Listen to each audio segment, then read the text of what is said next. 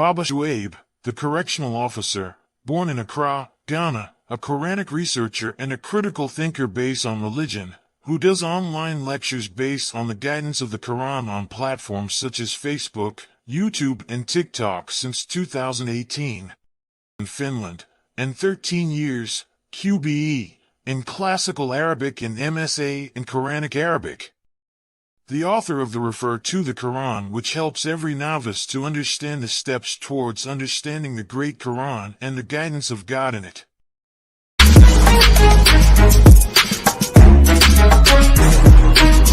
Babashuaib, the correctional officer, born in Accra, Ghana, a Quranic researcher and a critical thinker based on religion, who does online lectures based on the guidance of the Quran on platforms such as Facebook, YouTube and TikTok since 2018. In Finland, and 13 years, QBE, in Classical Arabic and MSA in Quranic Arabic. The author of the Refer to the Quran, which helps every novice to understand the steps towards understanding the Great Quran and the guidance of God in it.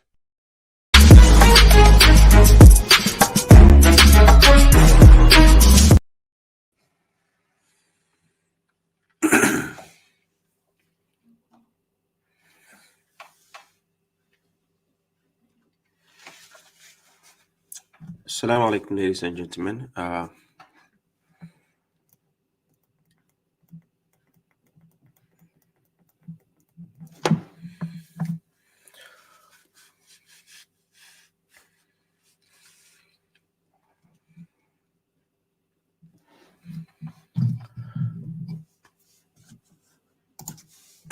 Peace be upon you all. Thank you for coming. Let me try to share it on my WhatsApp group.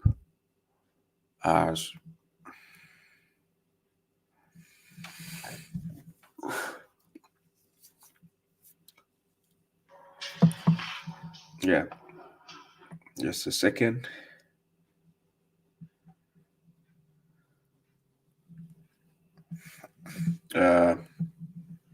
Yeah, kindly share so other people can join. I'm streaming live from Facebook, YouTube, and TikTok simultaneously. So kindly share for other people to join. I'm sharing this on WhatsApp, so those on the WhatsApp group can actually join that I'm on live. Let me see. Fair.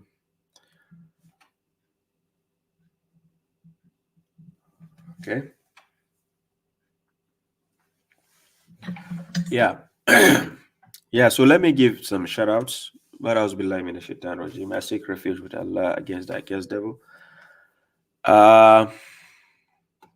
So we have Abdul Abbas, we have Yasir, we have Oscar Sanyan, Abbas Malik, brother Adrian, I see you. Adrian, peace be to you. We have Musa Seidu, Tadzi, Rashid, Sobriety, Tariq Ayub, Sadi, Kamil Uganka Salam, I see you. Don Nuru, thank you. I see Yusuf Jamiu, Afrim Skender, I see you. Yeah, I saw your question. I'll be answering your question also. We have Brother Isa Watson, I see you. Salam to you. We have Seidu Musa, yeah, Brother Kamal K, I see you. Salam to you, Kamal. Sister Drena Bonita, yeah, I see you. Peace. Brother Abu Thomas, I see you. Hey, Sumaila Yusuf, I see you. DMX, salam, bro, long time. Nara Power, I see you. I see you, Sister Diana Nibrona, I see you. Salam. Yeah, Dr. Aisha, I see you as well. I see you all. Thank you for coming. Hey, Salis Jimmy Naganka, yeah, I see you. Salis Jimmy, yes, thank you for coming. Those are people from Facebook and YouTube who are watching simultaneously, and greetings to those on TikTok as well. Salam to brother Rachel Green, I see you. Bandland, I see you. Khazali Diallo, Sinan Suleiman, I see you, brother. Monetist, I see you.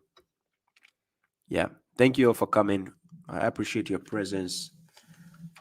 Thank you all for coming once again. So this is babashuaib, the correctional officer, streaming live from Facebook, YouTube, and TikTok, right? Simultaneously, 3 zones. I'm working on very soon starting to stream live via Instagram as well, right? So I'm working on that, right? Because I think the subscribers, the followers on Instagram, the number is growing. So I have to give some attention there as well. So thank you all for coming. Those I gave shout outs and those I didn't get to give shout outs. I appreciate your presence. Muzammil Zakaria, I see you. Rashid Tech Africa, thank you all for coming. I appreciate that. So this is my way I invite to Allah by perception, I and whoever follows me, and glory be to Allah, for I am not among the idolaters, that is the mushriks. I'm not among them. Yeah. Salam to all those who are joining now. Abu Sisi, James Holy, thank you all for coming. That's it for the shoutouts. Let me move on to the main focus of today. Yeah.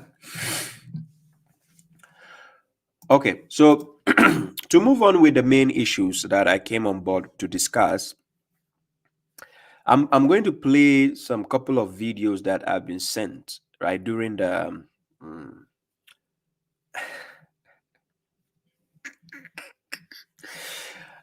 Zura Holo says 3-in-1 stream. Lol, there is a good joke somewhere. Yeah, for the Christians, I know the pagans among the Christians. For the joke is on them. Yeah, so I got sent videos via, as usual, shot from YouTube or TikTok, as you might say. Usually the kind of trends that go around by the sectarians. However, if you check the topic I chose today, it is to clarify, to deciphering some misconceptions. Yeah. Salam, Fikar, I see you, bro. So I'm going to decipher some of the misconceptions people are having pertaining verses from the Quran. And then before I go into that, I'm going to play some videos, right? Some 2 short videos to show how funny the sectarians can be when they are trying to pass on the so-called messages they have in their hadith books, right? So one of the videos that caught my attention, which got me laughing so hard, I'm going to play it, but unfortunately for those on TikTok, salam Momo the disciple, thank you for coming. For those on TikTok, you only get to hear the sound. But if you're fortunate enough to get to watch the replay of my program later on, you get to hear that part or see it. So I think basically the first video I'm playing doesn't have any commentary. It's only showing the video on the screen. But let me give it a try and see what happens.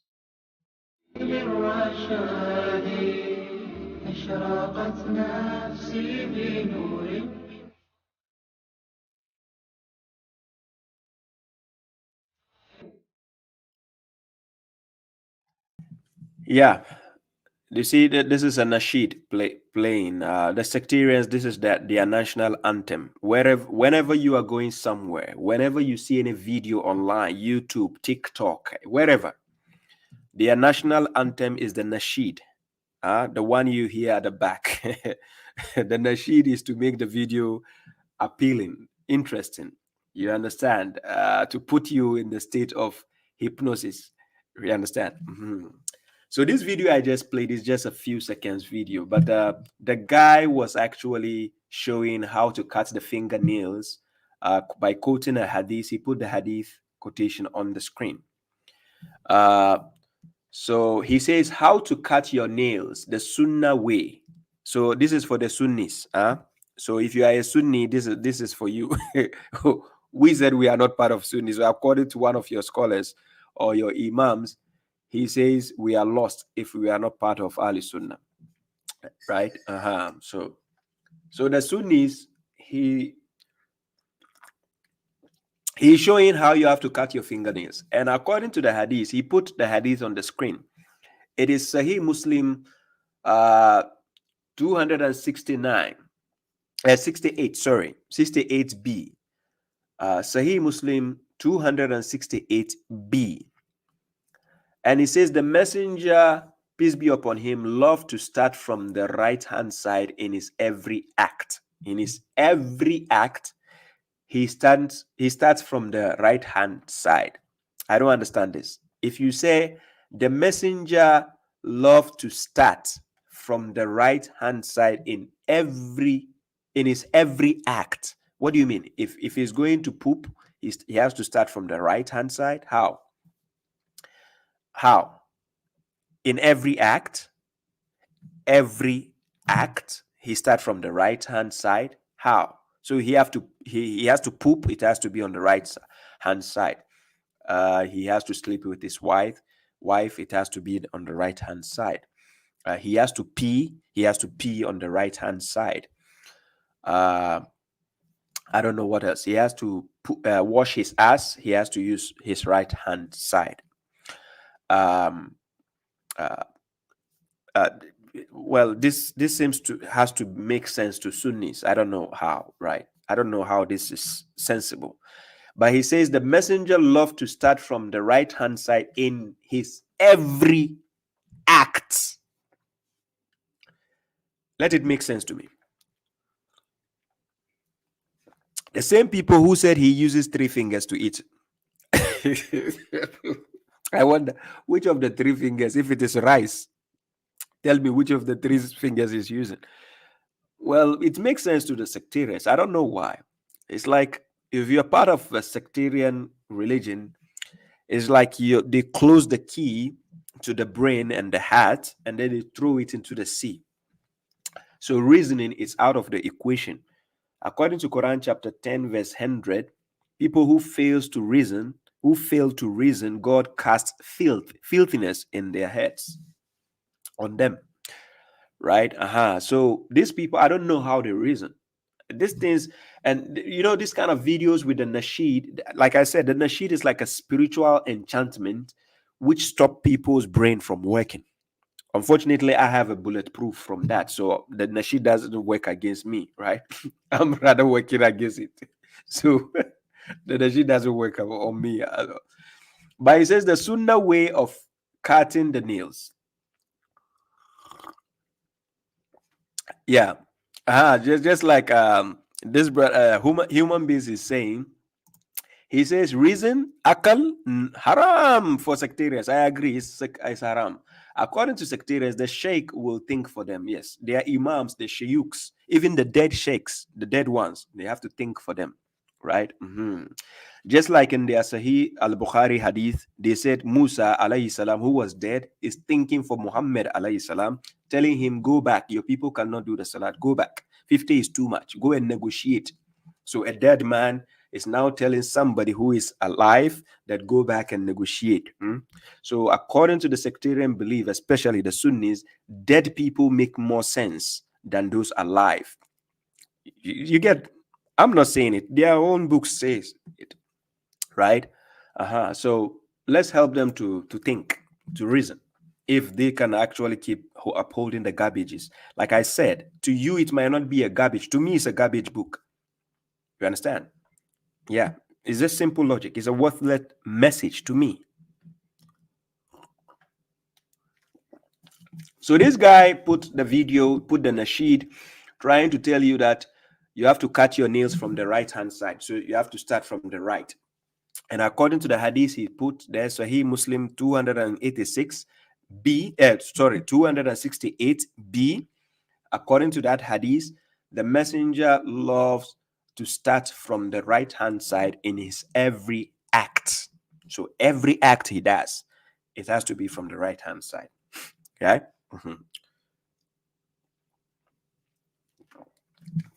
Yeah, so this makes sense to the Sunnis, right? Because they say the Sunnah way. Yeah. So the next video, this is the next video. Let me play the next video. Unfortunately, the first video didn't have any speaking. It's just the text. So I was just reading for you. The second video is this. I was after people asking me these questions, saying, you know, when it comes to the Quran, when we recite, you know, but there's a lot of Quran that we've forgotten. What should we prioritize more? Should we prioritize memorizing, or should we prioritize finishing the Quran? And the answer 100 times over and over and over again will be, start to memorize the Quran. There are many of us young lads here, right, who went to madrasa when you were young. We went to madrasa. A lot of you went to madrasa when you were young.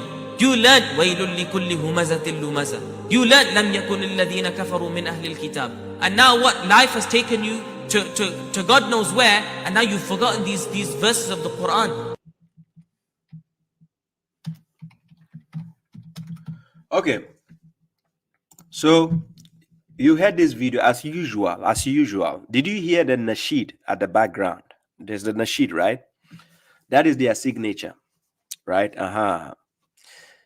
So whenever you hear the nasheed, there's a problem. I'm serious. Look, if you ever watch any sectarian video, right? You watch any of their videos and there's no nasheed, mark it down. They are going to speak some sense. It will be a sensible video. If you see the sectarians playing a nasheed before the video starts, you know some BS is going to be spilled in that video. I'm serious. So this one also had the nasheed playing. So kindly listen to it well. Then I tell you what is going on. In the month of Ramadan, I was after people asking me these questions, saying, you know, when it comes to the Quran, when we recite, you know, but there's a lot of Quran that we've forgotten. What should we prioritize more? Should we prioritize memorizing, or should we prioritize finishing the Quran? And the answer 100 times over and over and over again will be, start to memorize the Quran. There are many of us young lads here, right, who went to madrasa when you were young. We went to madrasa. A lot of you went to madrasa when you were young. You learned وَيْلٌ لِكُلِّ هُمَزَةٍ لُمَزَةٍ. You learned لَمْ يَكُنِ الَّذِينَ كَفَرُوا مِنْ أَهْلِ الْكِتَابِ. And now what? Life has taken you to God knows where, and now you've forgotten these verses of the Quran. Okay. So you heard the guy.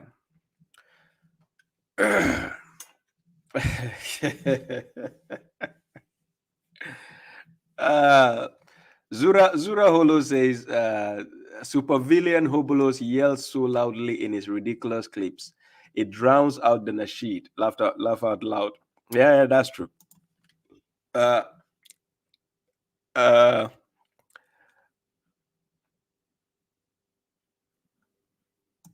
Yeah, Dr. Aisha is saying, do they not accept the hadith that tells them music is haram? I wonder. Sectarians will always be the first to tell you music is haram, right? But to them, they don't classify nasheed as a music. You understand? They have their own vocabularies and their own meanings to words. So to them, even the murattal, the tartil of the Quran, the murattal, the singing way of the Quran, to them is not even music. Again, so they are specialists at all those things. But then they will tell you music is haram as soon as you're playing, especially Western music, or you're playing African music. They tell you it's haram. It's haram. So far as it is not Arabic, it has to be Arabized. If it is Arabic music is halal. Halal music. Do you understand? So if it is any other music, akhi, haram. Haram, akhi. Haram, has a haram. If you go and play Burna Boy, you understand, Whiskey, Davido, Stone Boy, or Shatawali, then you are in trouble. These people will put you to hell right now. Do you say you are going to hell because you listen to Western music or African music? I'm serious. Mental slavery, right? The Mufti Mengs you are watching, your shuyuks, they go to party. Do you think they are superhumans or angels? They have parties. They do birthday parties. Look, your so-called shuyuks, You forgot Asim Al Hakim clearly told you. Clearly, he told you he drinks alcohol. He says, I drink beer. Do you know that guy? Asim Al Hakim, the guy who takes $100 for consultation fee. He says, I drink beer. He says, hey, 2%, 3%, that's nothing. So don't you think they listen to music? They listen to music more than you. They know the hip hop artists even. Look, Google Saudi Arabia and check the history of Saudi Arabia, how many Western musicians they invite to Saudi Arabia. You will see they invite the top celebrities to come to Saudi Arabia and the Dubai, United Arab Emirates, and so on. You understand? They have entertainment more than you. You are foolishly sitting somewhere saying music is haram. Hey, these people, don't wake up. Yes, Bola. Bola mechanic. Yeah, greetings to you. No, they know what they are doing. Especially Saudi is very smart. They are smart. They know it's strictly, you understand, mental slavery, to enslave people and then have the dominance. And then they will be the first to start doing things. Then people will imitate. Just like Saudi Arabia did the first carnival of its lifetime, I think 2 years ago, they did a carnival. They celebrated Halloween. They celebrated whatever, you name it, a lot of things. You know, now some of the hypocritical Islamic, so-called Islamic countries will start imitating. Then you have some of the ignorant, naive, childish scholars in Africa. They will start throwing takfir on Saudi Arabia. Tell Boko Haram they should go to Saudi Arabia. They are needed over there. They should go there. Boko Haram, they are disturbing people in Africa. Please tell them to go to Saudi Arabia. Because Boko Haram, they can do it takfir, straightforward. Boko Haram. So tell them they should go to Saudi Arabia and go and fight them. It's not easy. Yeah, it's never easy. But let's see what happens. Anyways, so this video I played, I just played yeah,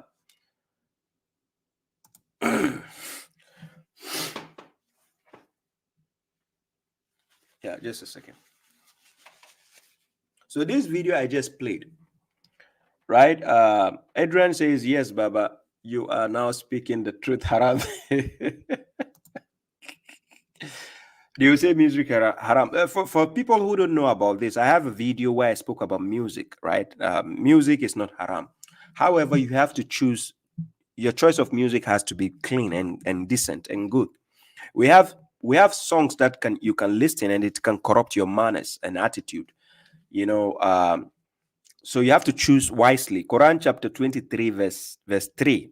Believers are those who avoid nonsense. So anything nonsensical, it doesn't necessarily have to be music. If it is a poem or anything, you know, any speech which is nonsensical, like the way I avoid Hadith books, nonsense.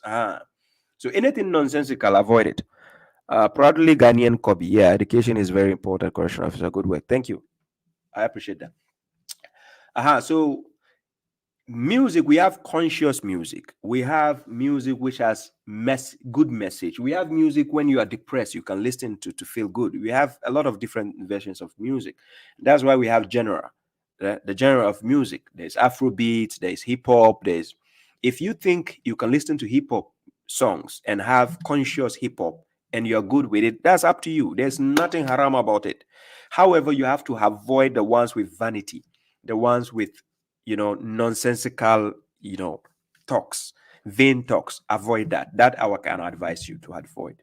But entirely to say music is haram, that is you know, that doesn't sit well, right? It doesn't make sense. Yeah. Okay. Salam to all those who are joining. Thank you very much for coming. Yes. That reminds me. Sister Diana says, he says, I drink beer and I'm proud of it. I have that video. Let me put it here. I think I have the video. Oh, before I play the video, sorry, just a minute.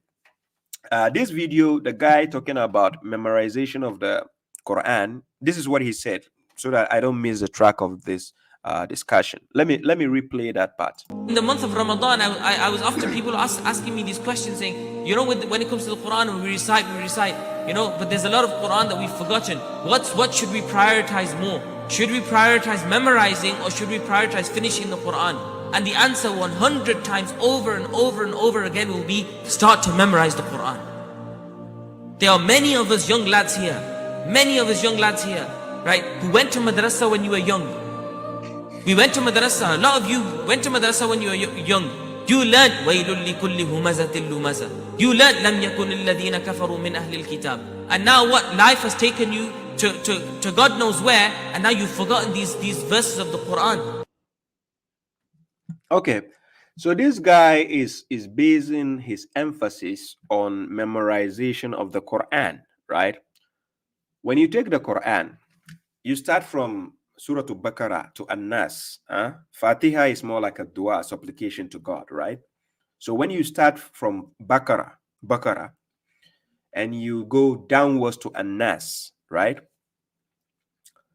You will never find a single verse where God is telling you to memorize the Quran. It doesn't exist. Where God says you have to memorize the Quran, or it's mandatory to memorize the Quran, or you should memorize the Quran. It doesn't exist. However, God says, وَلَقَدْ يَسَّرْنَا الْقُرْآنَ لِلْذِكْرِ فَهَلْ مِن مُدَّكِّرٍ. This mudakkir is somebody who has actually learned something and can, remember it. Mudakkir. Then we have muzakkir. Muzakkir is somebody who remembers something. Muzakkir. Then they have the words like hafiz. Hafiz is like somebody who has memorized something, or somebody who preserves something, or somebody who guides something, or somebody who protects something. We can say hafiz, right? To guard. So Quran chapter 15 verse 9. I put the verse on the screen before. Let me put the verse on the screen. Quran chapter 15 verse 9. Many a times you hear the sectarians quoting this verse, and when they quote this verse, they try to place an emphasis by saying, God says, "Inna nahnu nazzalna zikra wa inna lahu lahafizun." Right? It says, "Indeed, we brought down the remembrance." The verse doesn't say the Quran, but the sectarians will take out the zikra and put the Quran there. This is what the sectarians normally do. Inna nahnu nazzalna zikra. It didn't say inna nahnu nazzalna al-Quran. No, the verse is not talking about Quran. Somebody will say, wow, but babashuaib, I thought the zikr is the Quran or whatever. I'll explain that to you. That is why I chose the topic, deciphering some misconceptions, right? You assume just because the sectarians have been saying this lie over and over and over, so you thought that's the reality. babashuaib, correctional officer, is here to help you out. So this verse I put on the screen, chapter 15 verse 9, it says, "Inna nahnu nazzalna zikra wa inna lahu lahafizun." It didn't mention the word Quran there, and I'll break it down for you. So indeed, we brought down the remembrance, and indeed, we are its preservers. So now, let's assume, for the sake of argument, let's assume the word az-zikra means Quran, right? So God says, indeed, we brought down the Quran. Let's assume we are accepting what the sectarians say. So indeed, we brought down the Quran, and indeed, we are its preservers. It didn't say you people, you are its preservers. Do you get my point? So preservation of the Quran is not the people's duty. You will see some of the foolish mushriks tell you, how did the Quran get to you? If not because of a hadith, tell you how Uthman or whatever. These are stories you made up. Just like history books can be changed, just like lies can be interpolated into history books, same way enemies of Prophet Muhammad you are doing. And to the extent you say Usmani version, you are trying to give the book's version by force. Do you get my point? So God never asked anybody, any of you, not even the Arabs, to preserve the Quran. He never gave anybody the duty. As a matter of fact, gathering of the Quran wasn't anybody's duty by God and his angels. Yes. So you think God is asleep? The one who created heavens and earth, he is the God first and last God. You think he's asleep? A book belonging to God. He need you to do a service for him. Which service? He says, if we don't go and find a compilation, we will be lost. To the extent your same garbage books is telling you a goat or a sheep ate a page of the Quran. I thought you guys says there was no paper existing at the time of Prophet Muhammad. How come a goat or a sheep can now go and find a paper under the pillow? What is a goat and the pillow got to do with anything? How does a goat or a sheep and the pillow, how does it add up? Seriously? Allah mushrik. These mushriks, everything makes sense to them. I don't understand how it makes sense to them. Seriously. So an animal God created, goat. So God is watching like this. So the goat or the sheep is going to take important page of the Quran. Hey. May God punish you, the liars, mushriks. May the curse of God be upon you till eternity if you don't repent. Hey! So, chapter 15, verse 9, indeed, we brought down the remembrance, and indeed, we are its preservers, lahafizun. So, God and his angels are the ones to preserve the Quran. When it comes to gathering of the Quran, God told the prophet, chapter 75, verse 16 to verse 19. Let me put the verse on the screen. Chapter 75, verse 16 to verse 19. See what God says. لا تحرك به لسانك لتعجل به. Then he says, إن علينا جمعه وقرآنه. So when it comes to gathering of the Quran, the compilation, the word jam'ahu is to compile. It is to gather. It is to collect something together. So when we say jama'ahu, like jama'a is to gather something, gathering, right? So God is telling us in the Quran, even when it comes to the compilation of the Quran, it is not the duty of the Arabs, nor was it anybody's duty by God and his angels. Do you see the point? But because we are so mentally enslaved by other people's opinions and point of views, we kept listening to them, thinking that the lies they have been telling us for years is the truth. Because when you repeat a lie so many times, it starts to sound like the truth in people's ears. Do you understand? So that is why Quran chapter 2 verse 159, God says, Inna allazina yaqtumuna ma anzalna min al-bayyinati wal huda min ba'di ma bayyannahu lin-nas fil kitab ulaika yal'anumullah wa yal'anumul la'inun. Indeed, those who conceal what God has revealed of the guidance and the proofs after that which God has made it clear in the book for the people, those are cursed by God and they are cursed by the curses. Just like I cursed those liars who conceal what God says in the Quran. So gathering of the Quran is not the duty of the Arabs. No, don't come and tell us any rubbish that Medina verses are Makkah verses. Where did God tell you there's a Makkah verse and the Medina verse? What kind of foolishness is this? Oh.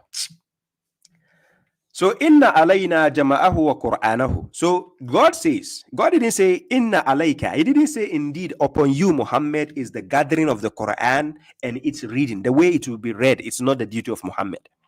The book doesn't belong to Prophet Muhammad. You are a fool to think Prophet Muhammad, the Quran belongs to Prophet Muhammad. No, he's just a vessel God is using to deliver the book. It's just like you are expecting a parcel. You are expecting a parcel from somebody, and then DHL or FedEx or UPS happens to be the vessel to carry that parcel to you.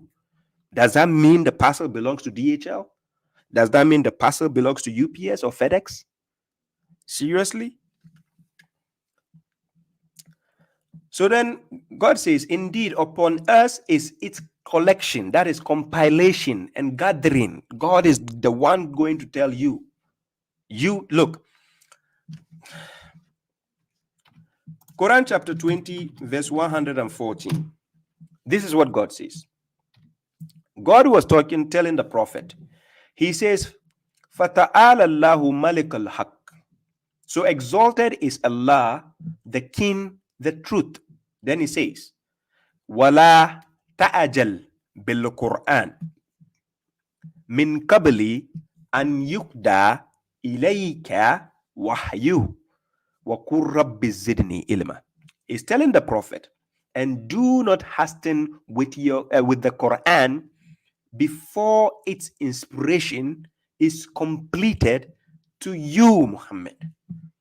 So meaning, in order for Muhammad to start telling people anything from the Quran, the inspiration has to be completed before he can move ahead. So then, and say, Lord, increase me in knowledge, because the Quran belongs to God. So he has to teach you. He has to give you the knowledge. That's why he says in Quran chapter 55, verse 1 to verse 4, he says, Ar-Rahman, Allama al-Quran, Khalaq al-Insan, Allamahul Bayan. Because the book belongs to God. So he is the teacher of the book. He created you, the human being. So he has to teach you how to declare the book. Just like babashuaib is sitting here. When I'm declaring this statement from the Quran because God taught me. Simple. God taught me. Do you get the point? Okay.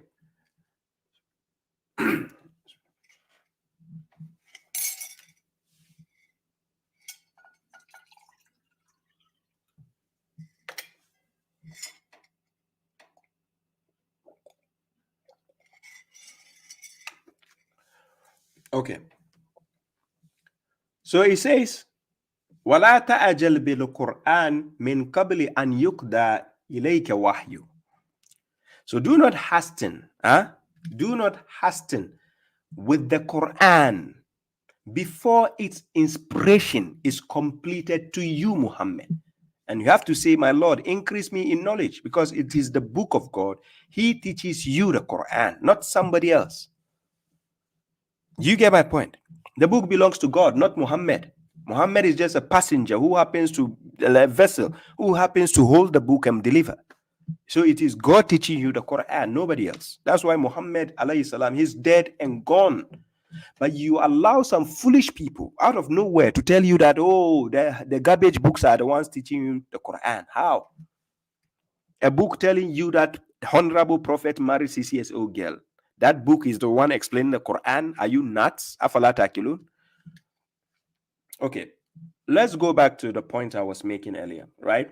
So we go back to Quran chapter 15, verse 9. So these people will say you have to memorize the Quran. There is no instance in the Quran where God is telling you to be memorizers of the Quran, especially this modern day and age. We have the AI. You have everything accessible. You have Quran everywhere you go. It's on your phone. It's everywhere. What do you need memorization for? With all the memorization a lot of you mushriks have done, has it helped you? Is it not the lies, the garbage books you are still following? With all the memorizations you have done, you whip kids, five-year-old kids, you whip them mercilessly. Where is the benefit? They are still mushriks. You still made them become mushriks. I'm serious. When I was attending madrasa back in Ghana, they will make sure you memorize a page of the Quran. I'm serious. When I was going back in my days in madrasa, they will let you memorize a page of the Quran. Then come the next day, come the next week, you should be perfect at it. I've done it before. I've been to but people who have sat in the same classroom back in my days in Ghana, some are still alive. They are watching me live. They know me. Yes, they will make you memorize it. I'm serious. And the teacher will whip you mercilessly. Imagine you are paying for the fees. It's not free. I paid for the fees, and the teacher will whip you if you don't memorize it well. All because these garbage books are telling you that you have to let somebody memorize. You go to Jannah. You think God is you think God is joking with us? Eh? You forgot what the children of Israel did, huh? Yes, Mary, Mr. Elson, he says they will make you write exams too, like that. You are just memorizing something you don't comprehend. You don't even understand what it says. I have a lot of people who have memorized the Quran. They call me in the back channel. They call my number. We speak. The person has memorized, but they knows nothing from the Quran. I'm serious. With all this memorization nonsense, you have the certificate or whatever degrees, but no use. You are still following garbage books after that. What a waste of time and money. Okay, let me tell you how memorizing something or carrying something you don't understand is useless. Quran chapter 62 verse 5. Check what God says. God says, مثل الذين حملوا توراة ثم لم يحملوها كمثل الحمار يحمل أسفارا. Then he says, بئس مثل القوم الذين كذبوا بآيات الله والله لا يهدي القوم الظالمين. The example of those who were made to bear. Like when we use the word hummilu or hamila, the word hamila in the Quran, it can be used to bear something, to carry something.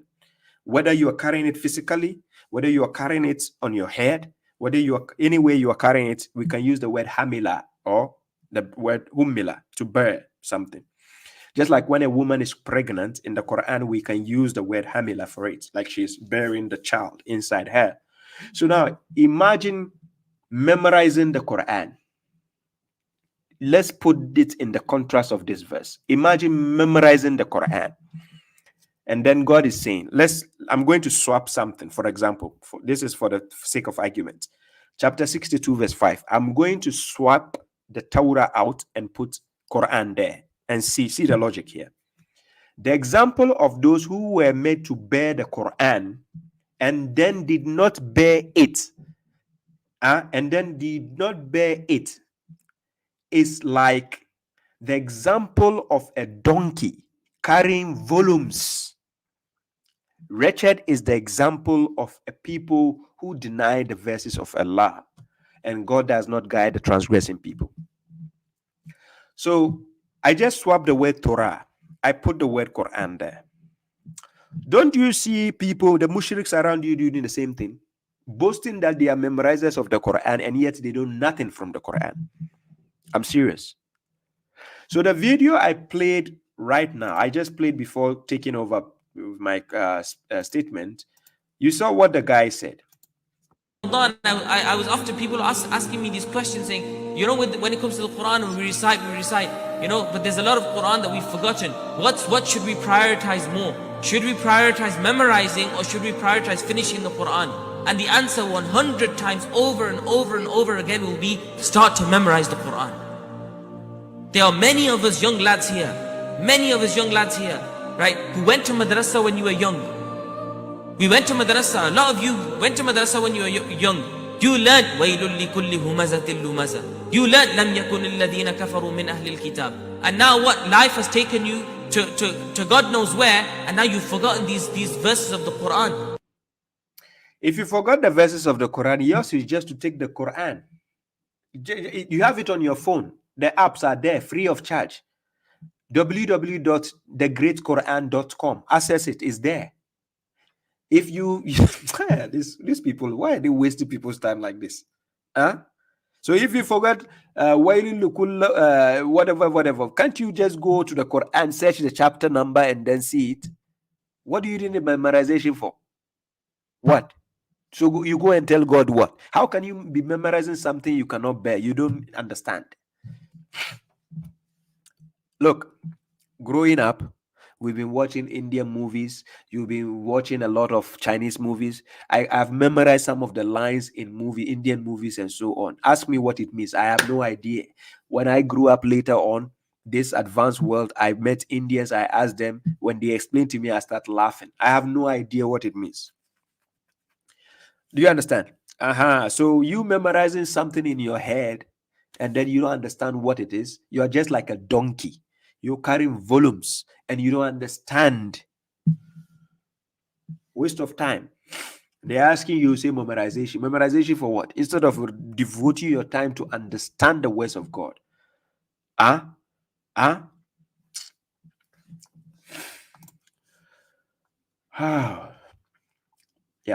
Salam. Thank you all for coming. Those joining. For those who, somebody is saying, my dear brother, thanks for your teaching, but dear bro, how do you pray if we don't use the hadith? Do you have any proper questions to ask me? Seriously?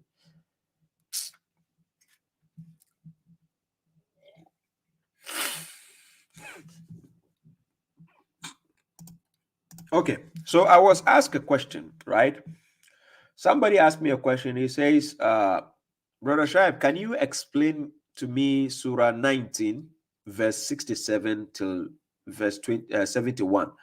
I think it doesn't end at 71. You have to end at 72, right? It starts from chapter 19, verse 67, and you have to go to 72. So I'm going to put it on the screen, and we are going to see what it says, right? Chapter 19, verse 67. So let's see.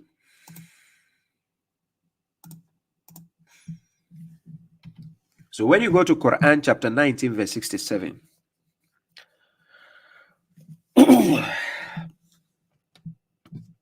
yeah, I'm a Muslim. A Muslim is somebody who submits, someone who has submitted himself to God. So I submit to one God, right? One, not three in one shampoo, right? Or Nescafe, no. I submit to one God, one deity, not two, not three, no. So let me start reading from chapter 19, verse 67, going down, right? Or does the human being not remember that we created him before while he was nothing? That's the question God is asking. When God says, Awala yazkurul insanu anna khalaqnahu min qablu walam yaku shay'a.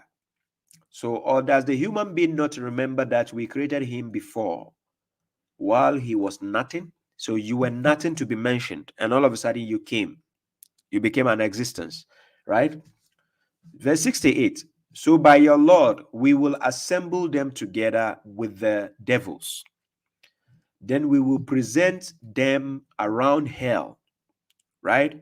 Kneeling. So the word hawla is around. Hawla. So around hell, kneeling. Now I want you to pay attention to the word hawla, around. It is mentioned in Quran chapter 17, verse 1. Subhanallazi asra bi abdi laylan min al-masjid al-haram ila al-masjid al-aqsa allazi barakna hawlahu nuriyahu min ayatina. Hawlahu, around it, which we have blessed around it, right? So the word hawla is around. So I want you to pay attention to the word around here. It will play a major role going down, because when the mushriks and the pagans and some of the Christians, when they are reading the Quran, because they have a dirty mind and then they have a preconceived notion in the head, this is the misunderstanding or misconceptions they bring in the verses of God. So I'm going to show you how it works. So by your Lord, we will assemble them together with the devils, that's the human beings, then we will present them around hell, kneeling, not in hell, around. So they will be around hell. Okay. Then we will extract from each community, still around hell, not in hell, around hell. Then we will extract from each community, that's each sect, which of whom were worst in insolence against the gracious, against God. They were worse, right? Okay. For we are aware of those who are more deserving of burning thereby or therein. So, whilst kneeling in front of it, God says he is aware of who deserve to be burned in the hellfire. But it doesn't mean all the people kneeling in front of the hell, it doesn't mean they are all inside the hellfire. No. And there is none among you except he will arrive at it. Now, this is where the misconception is. The word wariduha. Wariduha. It comes from the word warida or warada. This warid is to arrive at something. If I arrive at your house, doesn't mean I've entered into your house. I can be in the car and I'm driving. You give me your address via navigator. I can drive, and when I get there, I can say I have arrived, but it doesn't mean I've entered into your house. So God says, and there is none among you, the human beings, except he will arrive at it. You arrive at hellfire. You arrive, you see it. That is why the chapter of proliferation, Suratul Takathur,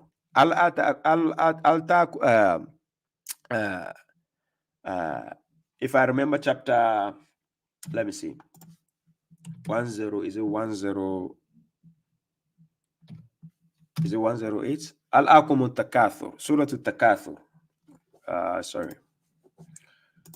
Let me see here. Chapter Takasur. Yeah, chapter 102. Chapter 102. Yeah. Where it says Al-Akumun Takathur. This Takathur God is talking about. It says proliferation is distracting you until you visit the tombs, that's the graveyards. Nay, you will find out. And nay, you will find out. Nay, if you should find out the knowledge of certainty, you will see hell. You will see it. Then you will see it with the eye of certainty that, oh, this hellfire, God told us about it. Now I can see it with my eyes. For those who want to read further and understand about hellfire, go and read chapter 7, verse 40. Read downwards. Start from chapter 7, verse 40. Read downwards. You get to understand about hellfire. Right? Or you can start from above a bit. Maybe verse 39, 38. Start from there. Reading downwards. You get to understand about hellfire. So in this chapter 102, Takathur, it says, then you will see it with the eye of certainty. Verse 8, then you will be questioned on that day about the happiness, that is, the happiness you enjoyed whilst you were alive. So this chapter, proliferation, is telling you what is going to happen on the day of judgment. You will see hell with the eye, but it doesn't mean you are going inside if you are successful. If you read Koran chapter 39, verse 61, God says he will safeguard. Those who will be saved are the ones to be saved by their achievements. It doesn't mean you are going to hell. No. Right? But the ones who are going to incur hell, I'm going to give you the verse. So I take you back to Quran chapter 19, verse 67. I was reading 67. I read 68. I read 69. Now we go to 70. For we are aware of those who are more deserving of burning therein. Verse 71. And there is none among you, the people, human beings, except he will arrive at it. It has definitely been decreed by your Lord. Verse 72. Then we will rescue those who were pious and leave the transgressors therein or around it, right? Kneeling, because remember, when we started reading, we started with kneeling. They were around it kneeling. So that the word hawla still gives you the context to understand that after God has rescued, after everybody kneeling down, after God rescuing the pious ones away from the kneeling, now the ones still going to be sitting down kneeling, they are the ones finally going to enter the hell. So when the context now says, then we will leave the transgressors therein, or we can say around it, because the word around hawla is still used around there, right? It gives you the context. So now, when some translated use the word fiha and then they say in it, then automatically a pagan takes the Quran and then says, "Lo, you see, God says He will leave the believers in it." Look at the context. Verse 72. Then we will rescue those who were pious and leave the transgressors. Even if you say in it, it doesn't mean the pious were in it. Throughout the context of the verses, it never says the pious were in hell or have incurred hell. It never said so. But it just depends on your point of view and understanding, because people want to interpolate their own understandings in the verses of God. So then they bring a new meaning. Do you understand? They bring a new understanding. Look, perspective is the key when it comes to every discussion. Perspective. You can be talking about something which makes sense. It might not make sense to the second person because they don't understand your perspective. But your perspective to your side makes sense to all other people as well, right? But perspective doesn't determine that it is the truth or the absolute truth. Okay, I give an example. If a car, let's say a brand new Lamborghini is parked in front of you and I, you are standing on the left and I'm standing on the right. If I'm asked to describe the Lamborghini, I can only describe it from the point of view I'm looking at it from. May it be from where you are, there's a sticker which has been, attached to the car from the side you are watching from. But my side doesn't have a sticker on the car. So if I'm describing and I said, this is the description, you on your side don't have to tell me I'm lying, because you on your side, you can see a sticker. I don't see the sticker there, but you don't see my side. You have to listen to my perspective. Then we can weigh and see. Do you see how the logic works? Okay. So now, when you don't have knowledge about something, right? If you are speaking from it, you are only speaking your perspective. But you don't draw conclusions entirely based on your perspective. That is a wrong analogy to do. So when you want to give a complete judgment or decision on a discourse, on a discussion, you have to encompass it in knowledge first before you can give your verdict. If you are still learning, or you are still probing, or you are still trying to understand or dissect, what you need to do is you have to have a perspective first.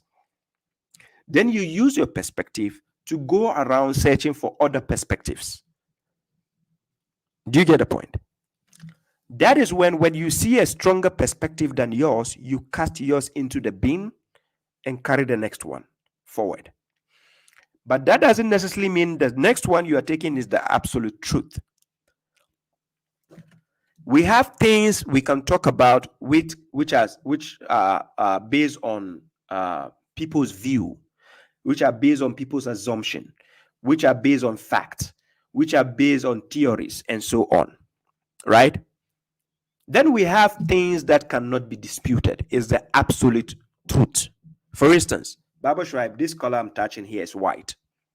This one is white, the one I'm touching. This is the absolute truth. This is white.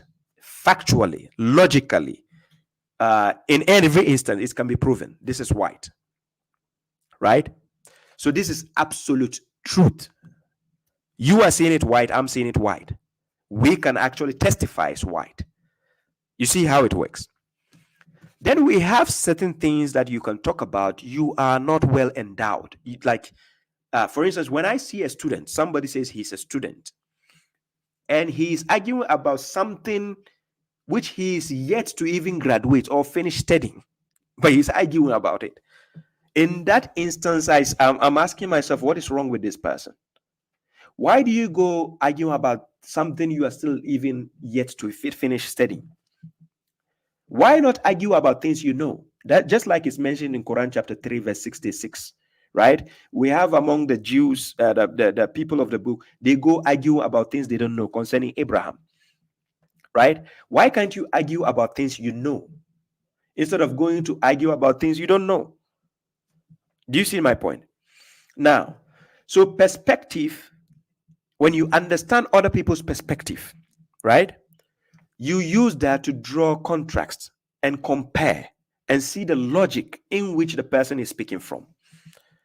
This is my criteria. This is what I use wherever I go, right? I'm not saying by force some people to understand me. Remember, among people, we have dumb ones, we have wise ones, we have foolish ones.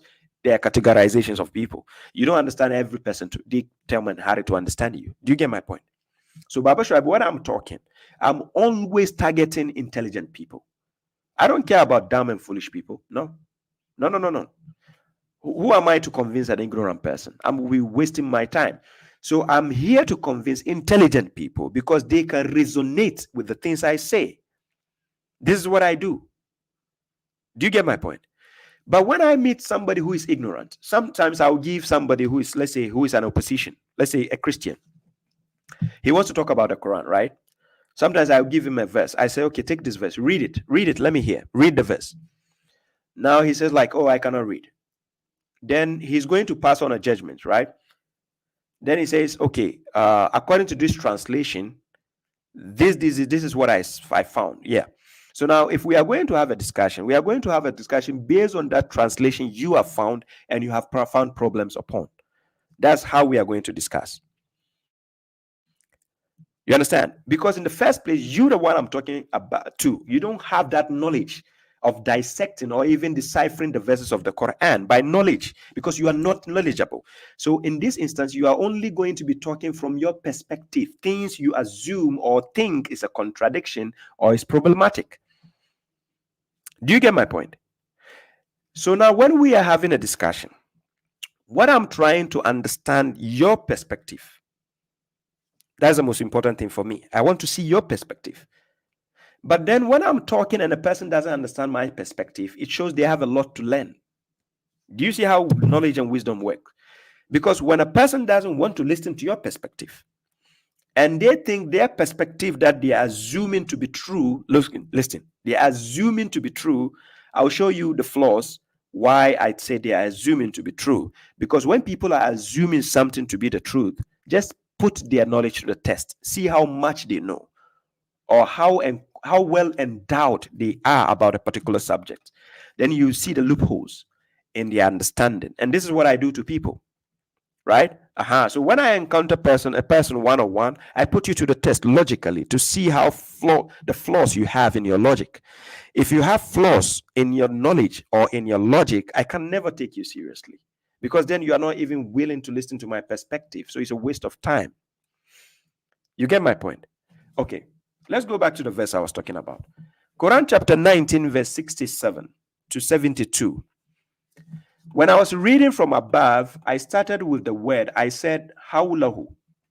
That the word hawla means around. It is used in Quran chapter 19, verse 68. And I told you to underline that word around because it will determine the context of the verse going down to make sense to you. Most of the Christians or pagans among Christians will quote these verses and then he will tell you, oh, everybody is going to hell. Is that what the verse says? You understand? That's not what the verse says. May it be there's a particular translation you are reading and this is what you think it says. You get the point? Okay.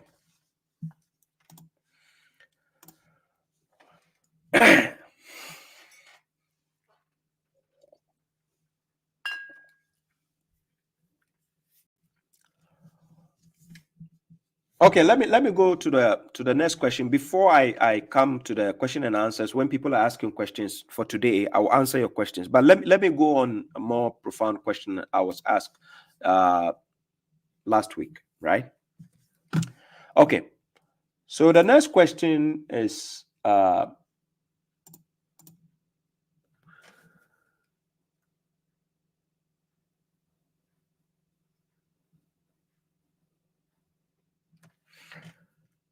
Okay. TikTok asked me to verify something. Yeah. Okay. The next question I'm dealing with is this question somebody asked. Somebody was asking a question. He says, if a matured man and a woman agree to have sex for pleasure, will that be considered zina? That is the question. If a matured man and a woman agree with each other to have sex for pleasure, look, sir, you have to circulate the word pleasure, right? Pleasure. The person says, if a matured man and a woman agree to have sex for pleasure, will that be considered zina? Now, the reason why I say you should circulate the word pleasure is a fundamental feeling that is hard to define, but that people desire to experience. So meaning for fun. Number two, something or someone that provide a source of happiness. So pleasure, you just want to have sex to have happiness. An activity that affords enjoyment. You just want to enjoy with a man or a woman, enjoy themselves. Number five, sexual gratification is a pleasure. Okay. So the person is saying, if a matured man and a woman agree to have sex for pleasure, will that be considered zina? So it shows that the person asking the question doesn't understand the meaning of the word zina in the first place. Zina, in the first place, the person doesn't understand because, look, every language has what we call vocabulary. In Arabic, we say qamus, or we can say lexicon, right? Qamus is a user's knowledge of words in a particular language, right? So you know how certain words can be used, right? It's very important. If you're studying a language, you need to know words and what they mean before you can put it into a text to make sense and get the context, right? So based on the question the person is asking, the person doesn't know that his question is based on one of the meanings of what we call zina, right? Because a word has a root word and can have branches, which we call multiple meanings, right? You don't isolate a word to only one meaning. Word can have multiple meanings, but you have to understand the meanings at a particular time based on the subject of discussion and context. As I keep saying, the word kill, K-I-L-L, K-I-L-L. Out of nowhere, if I say the word kill, people will automatically be thinking murder, but it doesn't necessarily always mean murder. That is, if you are going to check the meanings. So if I put it in a particular context, let's say I'm talking about a football team. I'm talking about, let's say, I think Nigeria played a football match recently against South Africa. So I can use this word kill and say Nigeria killed South Africa. They eliminated them out of the tournament. In this context, the word kill can fit in and it still makes sense. It doesn't mean they literally shot them with guns or knives or something. No. So the word kill will fit in that text and it makes sense perfectly. Right? Understand? But if I take the word kill out of the sentence and I isolate it, the first meaning that comes to the head is the logical meaning. That is the literal meaning. Kill, meaning murder. Do you get my point? But if that user of that particular word, his knowledge he has a shallow knowledge of understanding how vocabularies works, he will only isolate the word to one meaning, and that is a problem. Do you see? So in the Quran, you can find a word which has multiple meanings. It's not isolated with only one meaning. I give an example. For example, the word ayah. Ayah means a sign. That is literally, it means a sign. Ayah. When we say ayat, it means signs. Signs. S-I-G-N-S. Signs. Symbols like signs. That's the literal meaning. But that's not the only meaning. The word ayah, it can mean a miracle. It can mean a wonder. It can mean a verse. It can mean an adage. Do you understand? It has multiple meanings. You find it in the Quran, where God is describing the moon and sun, the sun and the moon. Quran chapter 17, verse 12. it talks about the day and night as signs. You understand? Then it talks about, let's say, the text you are reading from the book as verses. Verse. But it uses the word ayat or ayah. Then it talks about the symbols you see in the Quran, like alif, lam, mim, ta, sin, as signs. Right? They are symbols, sign. Yes, it's ayat as well. Then it talks about certain miracles the prophets, displayed, like Jesus, peace be upon him, right? Forming the shape like a bird and blowing into it. These are all called ayah or ayat. They are signs, they are wonders. Just like God gave Sulaiman. You understand? He gave Sulaiman also that's signs and wonders, and he also gave Musa alayhi salam, peace be upon him, 9 signs to the children of Israel, right? Okay. So the person asking the question saying that if a matured man and a woman agree to have sex for pleasure, will that be considered zina? Directly, automatically, the answer is yes. However, this is the explanation. The person asking the question wanted an opinionated answer. When I say opinionated answer, we have people who don't want the Quran to speak for itself. They want to hear people's opinion or words, what you have to say. And mind you, you can take a chunk of a verse and give to somebody. Remember, their perspective of understanding the verse might be different from yours. It's different from yours. For instance, if you meet people who play with words in the Quran, who just take a word and make it mean whatever they mean, those people, you give them a verse, the way you understand it is not the way they are understanding it. So you have to be rest assured with that, right? And so they will ask you a question. When you say yes, whatever you are going to give them, remember, we have different levels of knowledge and IQ, right?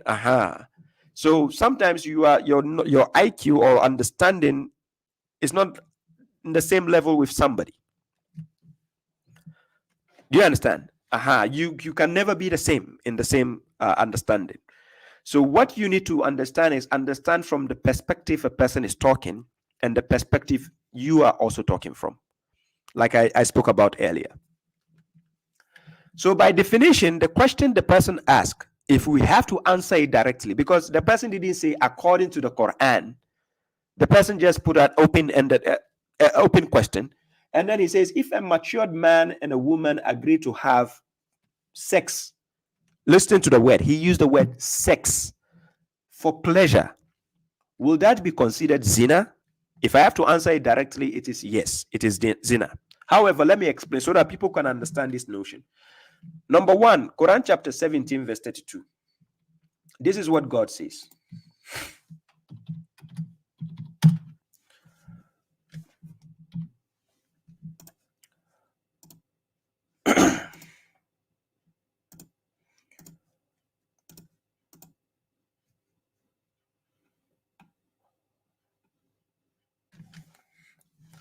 When you go to Quran chapter 17 verse 32, it says, Wala takrabu, wala takrabu. This takrabu is talking to a plural sense of people, right? 1, 2, 3, 4, 5 people. So he's talking to the believers. So he's telling the believers, Wala takrabu, then he says zina. Do not approach zina. Now the word zina, it can be used for somebody who is married, and it can be used for somebody who is not married. That is, if they commit the same act of sleeping with somebody, if they are not married to that person. That same word, it can be attributed to someone who is married and commits that act, and someone who is not married and commits that act. That same word zina can be attributed to both parties. So God is giving the legislation here. Then he says, Wala takrabu, then he says, az-zina. Innahu kana fahishatan wa sa'a sabila. So he says, and do not approach fornication. So this fornication can be used for somebody who is not married. But if it is somebody who is married, then we say adultery. That same word zina can be used for both ways. Do you get my point?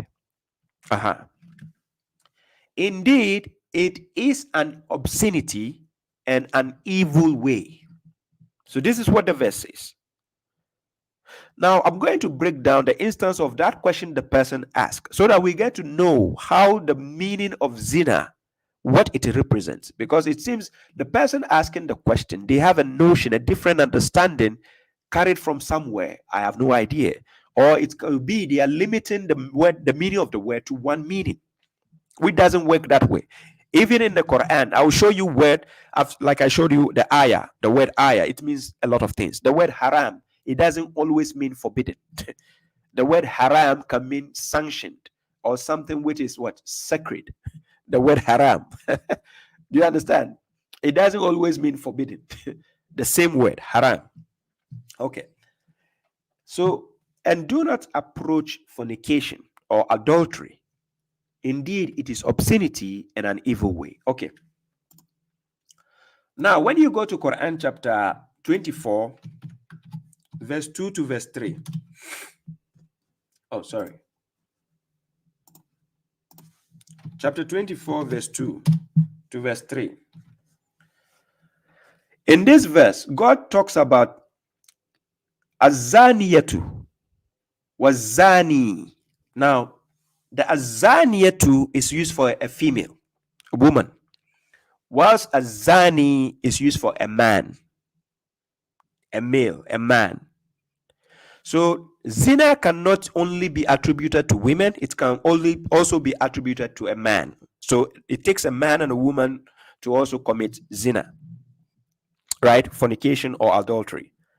However, before I read this verse, when we say fornication or when we say the word zina or adultery, it can, like I said, in English, it can mean adultery, it can mean fornication.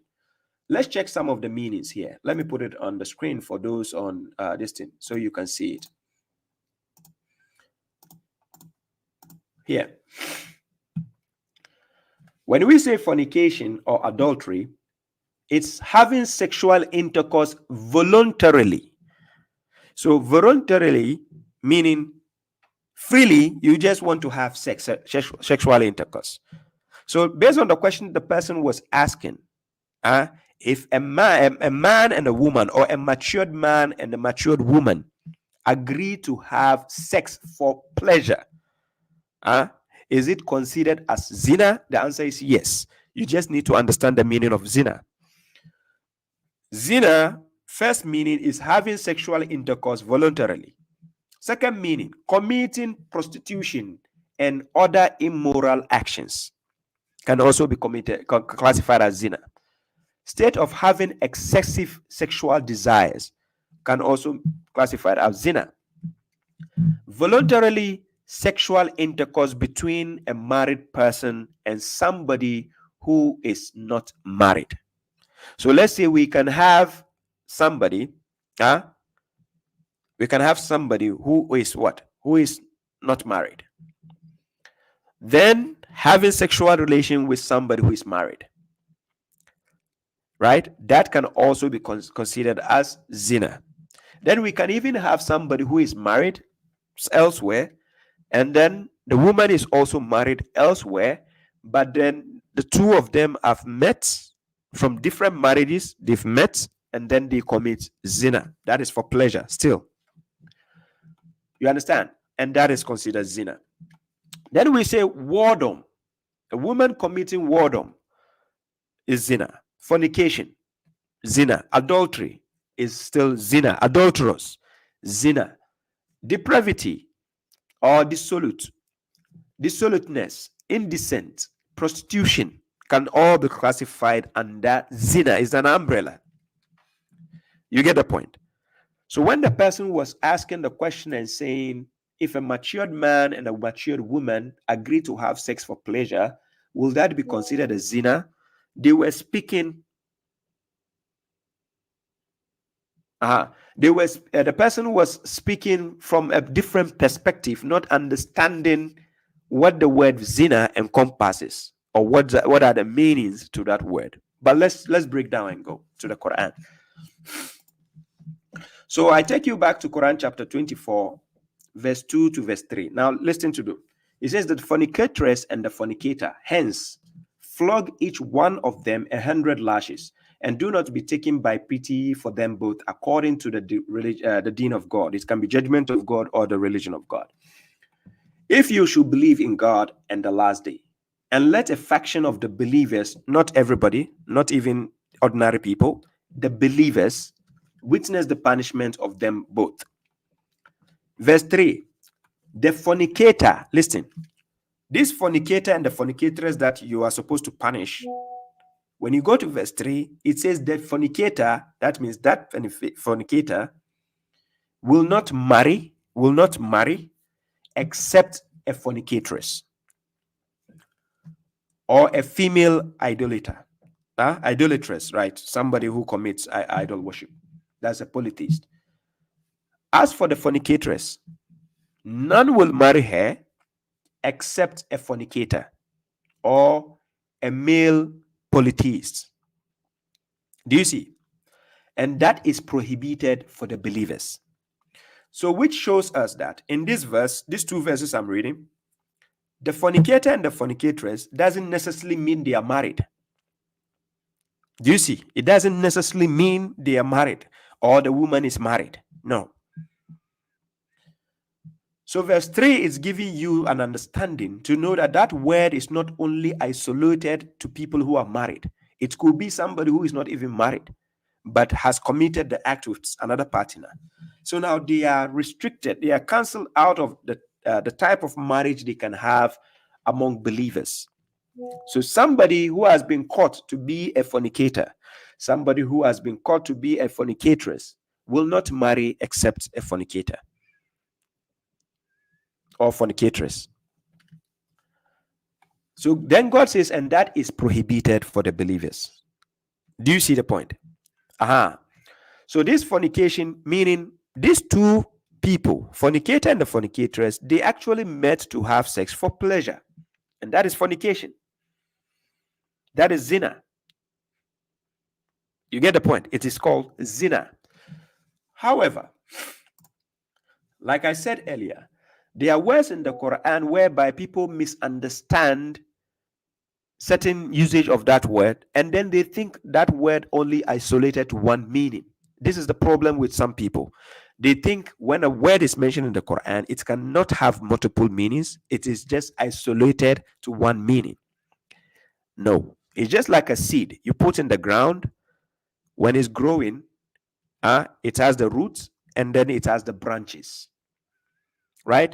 So a word, when you put it also from the root word, it can sprout and it has branches. The branches will still connect the meaning back to the root where you can understand where it comes from. But it doesn't necessarily mean that word is isolated to one meaning. So that is why God gave us the example of a good word and a bad word in Quran chapter 14 verse 24, right? When you read, it tells you how a good word is used. Its roots are firm and fixed to the ground. So when it grows, it has branches, and you understand, those branches can be traced back to the root again. Okay. Some people think zina is only attributed to married women. That's what some people think, actually. They think zina is only attributed to married women. But let's check if that is the case in the Quran. Because we just checked chapter 24 verse 2. It talks about azaniyatu and zani, the fornicatress and the fornicator. But let's go.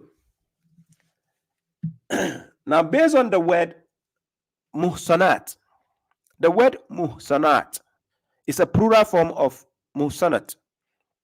This MUHSONAT can be translated as chaste or married, but in the Quran you only have one context where it appears as married. So I'm going to break down those verses, so that you understand the usage of particular words. It doesn't mean always that word remains the same, the meaning. No. Okay. So we go to Quran chapter 4, verse 24, right? In Quran chapter 4, verse 24, let me go here.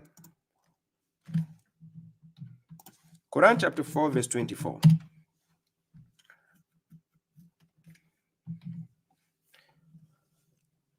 When you start reading from Quran chapter 4, verse 23, it gives you the criteria of people who are forbidden for you to marry. It's telling the men the type of people forbidden for you to marry. So then it says, unlawful to you are your mothers and your daughters, your sisters, your paternal aunts, your maternal aunts, the daughters of your brother, the daughters of your sister, your mothers who nurtured you and your sisters from breastfeeding, the mothers of your women, that is your wives, your foster children who are under your guardianship from your women, that is your wives, whom you have entered into them, meaning you have copulated with them. But if you have not copulated, entered into them, then there is no blame on you. As well as the wives of your sons, you are not supposed to marry. Then he says, those from your loins, that those you actually give birth, biological sons, you don't have to marry their wives. And to combine two sisters at the same time, together, except what has already preceded before this law came, right? Indeed, God is forgiving and merciful. Then verse 24, and the MUHSONAT among women. So in this context, it is not talking about chaste. Look, out of the list of forbidden, in this context, the word MUHSONAT here is not talking about chaste women. It is talking about fortified women, meaning women who have already been married. They are out of the market. So they've been taken. So in this context, chapter 4, verse 24, the word MUHSONAT here is used as, and the married among women, they are forbidden for you. If she's already married, you can't go for her. That is what the verse is saying. If she's already married, not for you. So a married woman, because last time I saw a lady asking me, where does it prohibit a woman from married 2-3 husbands? That is the prohibition. When you are taken already, no, you can't marry again. You the woman. You understand? So the men are told, and the married among women, if the woman is already married, the man, you cannot go and marry her. It's forbidden. Except those your right hands possess. I explained this malakat aimani. I explained it in one of my videos. It's on my YouTube channel. Go and find it out and see what it says. Then it says, as a decree of God to you, and lawful for you is what is beyond that, to seek chaste women. So you see here the word muhsinina. The word muhsinina, it comes from the word muhsanat, meaning the chaste woman, right? So when you check the word muhsinina and then muhsanat, al-muhsanat, used in the same verse, you might think, are they not the same meaning words? Why does it mean different here, different here? Yes, this is how words work.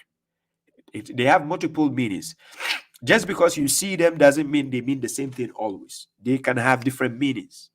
You just need to understand the subject of discussion and context.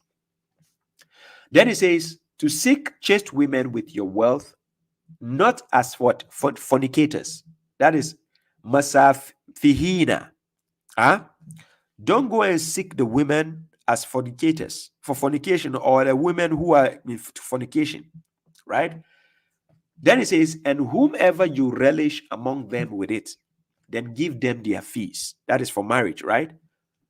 As an obligation, right? You are interested in a woman, you want to marry her, pay her fees, a bride price to her, right? And there is no blame on you concerning what you have agreed thereby after the obligation. So if you have paid the woman a hand in marriage, you ask the woman for a hand in marriage, and you have paid the bride price, whatever you agree after the obligation, that's up to you and her. Some women will say, buy me a ring. Some women will say, buy me this or that. Yes, that's up to you. Indeed, God is what? Omniscient and wise. Now, why am I quoting this verse? I'm quoting this verse because of the word muhsanat. You see, al-muhsanatu has been mentioned in the verse, and then muhsinina has been mentioned in the verse. They both share the same root word. However, the usage of those two words are not the same in the same verse. Those two words in the same verse, the usage of this word is not the same. One is used as married because of the context, and then the other is used as chaste women. So I'm going to go into some verses to explain to you how that happens. Now I take you to Quran chapter 5 verse 5. Oh, sorry, I wasn't even showing the screen earlier on. Oh, sorry about this. Let me show the screen. I wasn't showing the screen earlier.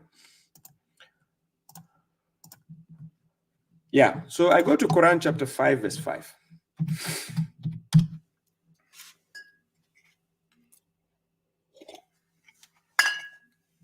Okay. In Quran chapter 5 verse 5, it says, "Today lawful for you are good things, as well as the food of those who were given the book is lawful for you."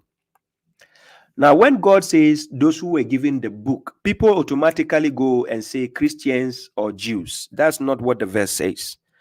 Had God wanted to say that, he would say, "Today lawful for you are good things, as well as the food of the Jews and the Christians." God will have simply said like this. He never said that. Then somebody will say, "Okay, babashuaib, then what do you mean by those who were given the book?" If you go to Quran chapter 17 verse 2, God says, وَآتَيْنَا مُوسَى الْكِتَابَ وَجَعَلْنَا هُدًى لِبَنِي إِسْرَائِيلَ أَلَّا تَتَّخِذُوا مِن دُونِهِ وَكِيلًا. God gave Moses the book and to serve as a guidance for the children of Israel. So the children of Israel were given the book from God, right? So this book, out of the people, after the children of Israel, we have some who became Christians and we have some who became Jews and so on. So when we say Judaism, it's a religion. When we say Christianity, it's a religion. People formulated it for themselves. We have people who call themselves Nasara, Christians. We have people who call themselves Jews because God never gave anybody a religion called Judaism. He never gave anybody a religion called Christianity. People formulated that out of the children of Israel. Yes. Your boy, Nino. Yeah. Salam. Peace be to you, Naughty. So today, lawful for you are good things, as well as the food of those who were given the book, that is the children of Israel, is lawful for you. So remember, the Quran was first revealed to the Arabs. The Arabs received the Quran. Now, out of the Arabs, we have believers, which is Muhammad and his, the companions, the believers around him. They are Arabs. What God is telling us here, into the context of this verse, Quran chapter 5, verse 5, it's telling the believers who are the Arabs at that time that it is lawful for them to marry from the children of Israel. To marry. Like I said, most of the children of Israel, most of them are African, black people. Most of them. Not entirely, but most of them are black people. So now, these children of Israel, what you find out that the Arabs of today are doing opposite of what God has made lawful for them. So when God says lawful today for you, when you read the context from verse 1 coming down, remember Muhammad and his people were the first to receive the Quran. So the instructions being given in those verses was assigned to the believers with Muhammad, peace be upon him, and the believers with him. So when God says today, just like in Quran chapter 5 verse 3, it says, Al-yawma akmaltu lakum dinakum. This day or today I've completed the deen for you. So the same you God is talking about, you in plural form, is talking to Muhammad and the believers with him, that today lawful for you are good things, as well as the food of those who were given the Al-Kitab, the children of Israel. Is lawful for you, the believers, and your food is lawful for them. Then God says, as well as the chaste women among the believing women. So the chaste ones, not the married ones. If you translate the word muhsanat always as married, you mess up big time. If you translate the word muhsanat always to mean married, you mess up.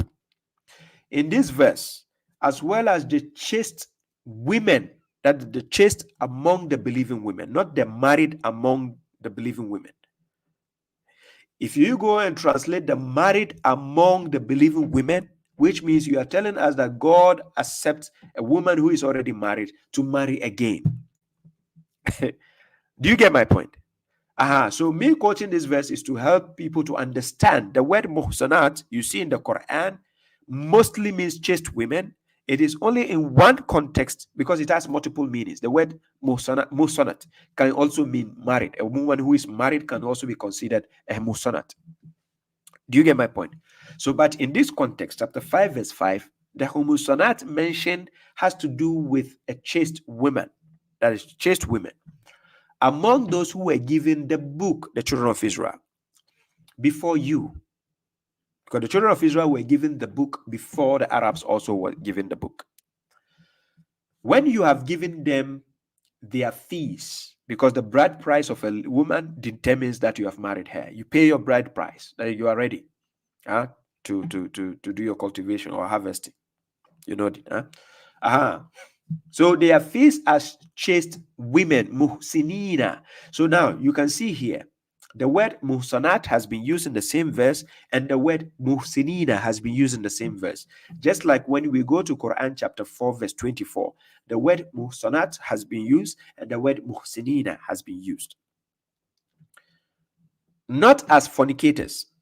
So you are not going to take such a woman who is a fornicator, or for fornication, it can be taken in two instances. Either don't take the women who are fornicators, or don't take the women for fornication, because you actually want to marry her, not fornication. Because we have people who actually take their money to give to the women just to sleep with them, but not marrying them. There are people like that who take their money, fee, and pay the woman a fee to just sleep with her and go, but not for marriage. And that is what we call prostitution or whoredom, right? It exists. Men who use their money, give it to a woman just to sleep with her, but he's not marrying her. Then we have a man who will take his money, give to a woman as marriage. He's marrying her. Do you see the point? Okay. Nor taken as secret lovers.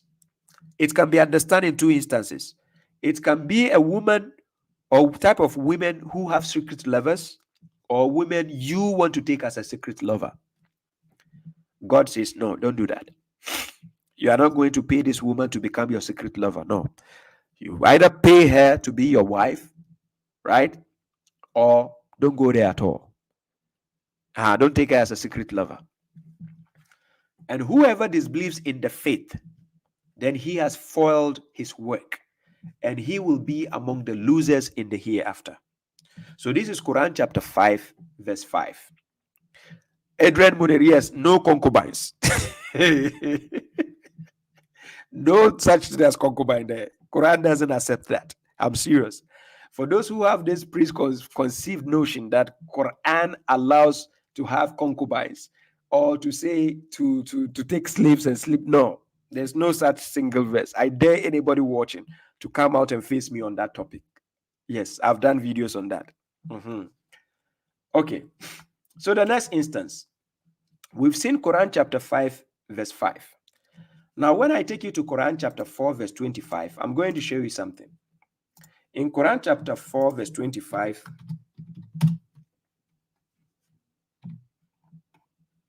it says, and whoever among you cannot afford to marry chaste believing women. So this chaste believing women in Arabic, وَمَنْ لَمْ يَسْتَطِعْ مِنْكُمْ طَوْلًا أَنْ يَنْكِحَ الْمُحْصَنَاتِ. This muhsanat mentioned here is concerning chaste women. It is not about married women. God is not saying that, and whoever among you cannot afford to marry married women. In this context, it is not about married women. It is about chaste believing women. But even though you still see the word muhsanat again. Okay. Then from those your right hands possess among your young believing women. Then it says, God is aware of your faith. You are of each other, so marry them by the permission of their family. For whoever is thinking that you can take those your right hand possess and it means slaves, use this verse to debunk their argument. Quran chapter 4 verse 25 debunks their argument. If you think those your right hand possess is about slaves or whatever you are thinking, your concubines, God is saying you have to marry such a person by the permission of her family. Do you understand? You marry by the permission of her family. If it is a slave, will you go and ask the permission of a family of the slave? You understand? People don't try to study the verses critically. They just use their whims and desires and some foolish scholars in the ancient times have said. Then you go and take it and you think that is Islam. Then it says, and give them their fees in the service of chaste women. Just like you are giving to the chaste woman, give that those your right hand possess also the same. Then it says, not as fornicators. You are not going to pay them as fornicators, nor taken as secret lovers. Don't take them as secret lovers. She's not your concubine. The mushriks will say that Mamalakat Aibani is a what? Is a slave and can be taken as a concubine. It is not concubine. I beg. God is telling you here. They are not to be taken for as secret lovers. So please, they are not concubines. So let's go. Then God says, and when they are married, that is the word uhsina. This uhsina, I'm going to show you here in Arabic. On the screen for those watching from YouTube and Facebook, I'm quoting Quran chapter 4 verse 25. I'm helping you to understand the word muhsonat and muhsonat or ahsonat or uhsina or muhsin. It can be used for chaste, it can be used for marriage, somebody who is married. So now God is talking about those mamalakat aymanin, those your legal right possessors. When we say legal right, we are talking about your right hand possessed, but it doesn't mean slave. You legally possess somebody, but it doesn't mean you own them like slaves. No. So when God was talking about marrying them by the permission of their family, it started here. Fankihuhunna biizni alihinna. You see it in Arabic, yeah? It says, marry them, that is those ladies, marry them by the permission of their families. Yes, they are not slaves. They are not to be taken as concubine. Yes. Those your right hand possess, they are not slaves.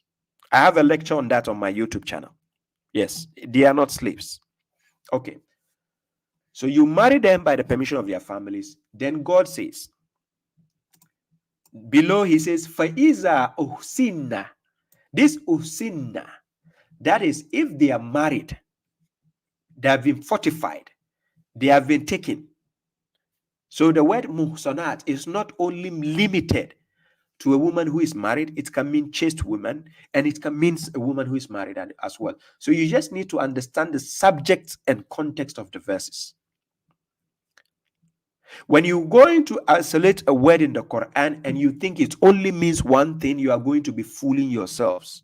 And I'll be willing to watch the fully translated version of your Quran and see how you make sense out of it. Translating it as married woman, married woman, married woman, married woman. I'll be waiting to see. You see? So now it says, if this Mamalakat Aimani that you have married by the permission of a family, God says, and when they are married, then if they commit adultery or obscenity, then upon them is half of the punishment which is upon chaste women. You see, then it mentioned muhsonat. Even though the word uhsina, uhsinna, comes from, is the same root word with the muhsanat. Because muhsanat is just the plural form of the word uhsin. So now, that is for whoever fears distress among you, but to be patient is better for you, and God is forgiving and merciful. Now, remember in this verse, God says this young woman, the believing young woman, whom your right hand possess, and you married her by the permission of your family. This young believing woman, not a kid, a young believing woman. When we say a young woman, we are talking about the 1890s, 20s. If you are in your country and they say young woman, you should understand the word young woman. Okay. Now, God says, if this lady commits adultery or obscenity, then upon her is half of the punishment which is upon a normal chaste woman.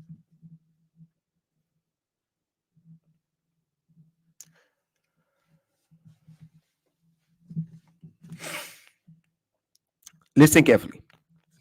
So if that is the case, that punishment she is going to get is half. So let's say it is 100 lashes. So the punishment for her is 50 lashes, because that is half. You the mushriks, sectarians, so-called sectarians in Islam, you said the hadith says you should stone a married person to death. When they are married and they commit adultery, you should stone them to death. You, the mushriks, you, the garbage books followers. So if it is half punishment, I want to ask you, since you said stoning to death, how do you kill somebody in half? Let it make sense to me. Seriously, how? God says in this verse, if she commits obscenity, the punishment she is going to receive is half. So you said, if a woman is married, if she commits adultery, she's going to be stoned to death. This is what you mushrik said. There's no way to run out of this. Babashuaib is with you. Kankpe, you have to answer that. Your scholars are watching me, I know. So let me let you see my face well. Mushriks, watch me very well.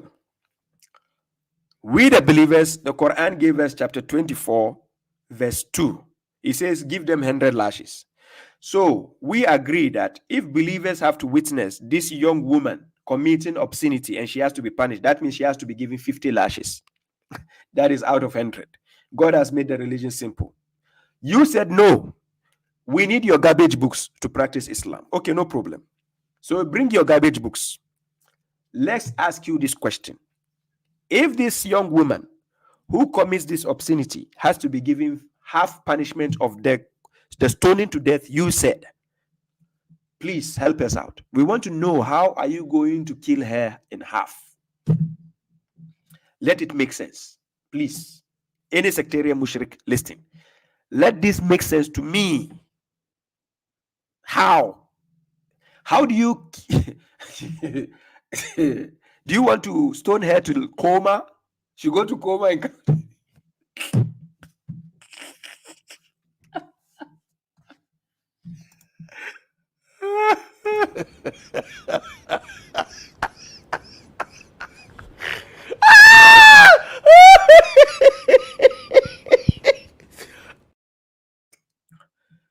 oh my God.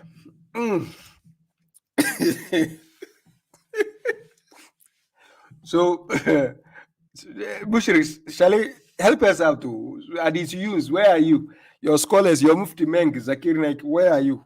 Tell Siddiq Bozu, where are you? Come and help us out, please. So God is now saying that woman, young lady, should have half the punishment. Half. Now I want to know, you said if a woman is married and she commits adultery, or a man is married, he commits adultery, they should give him stoning to death, which we don't see in the Quran anywhere, right? So let's assume we agree with you. Now, this lady, young lady who commits adultery, we want to now punish her half. God says half. Because according to your own garbage books, you said the Quran is first. So we deal with the Quran first before your garbage books. Okay. So the Quran says we should give half of the punishment. And Quran already gave the condition of 100 lashes. So half is 50. Okay. So these 50 lashes, oh, no problem. We can deal with that, right? We cannot deal with that, even though the conditions are very tight to meet, but we can deal with that. But then, yeah, the reason why I say we can deal with that, for people who come from Africa, you know, people who went to Makaranta, when I say Makaranta, Madrasa, you know the lashes you got, is, if you count, is more than 50, right? You didn't even commit the ZINA, but your malams, the bulala they gave you, count it and see. Wallahi, it's more than 50.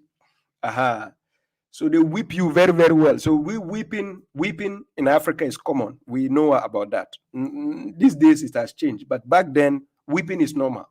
So we have got more than the 100 lashes already. In Africa, they can whip you for even coming home late. Yes.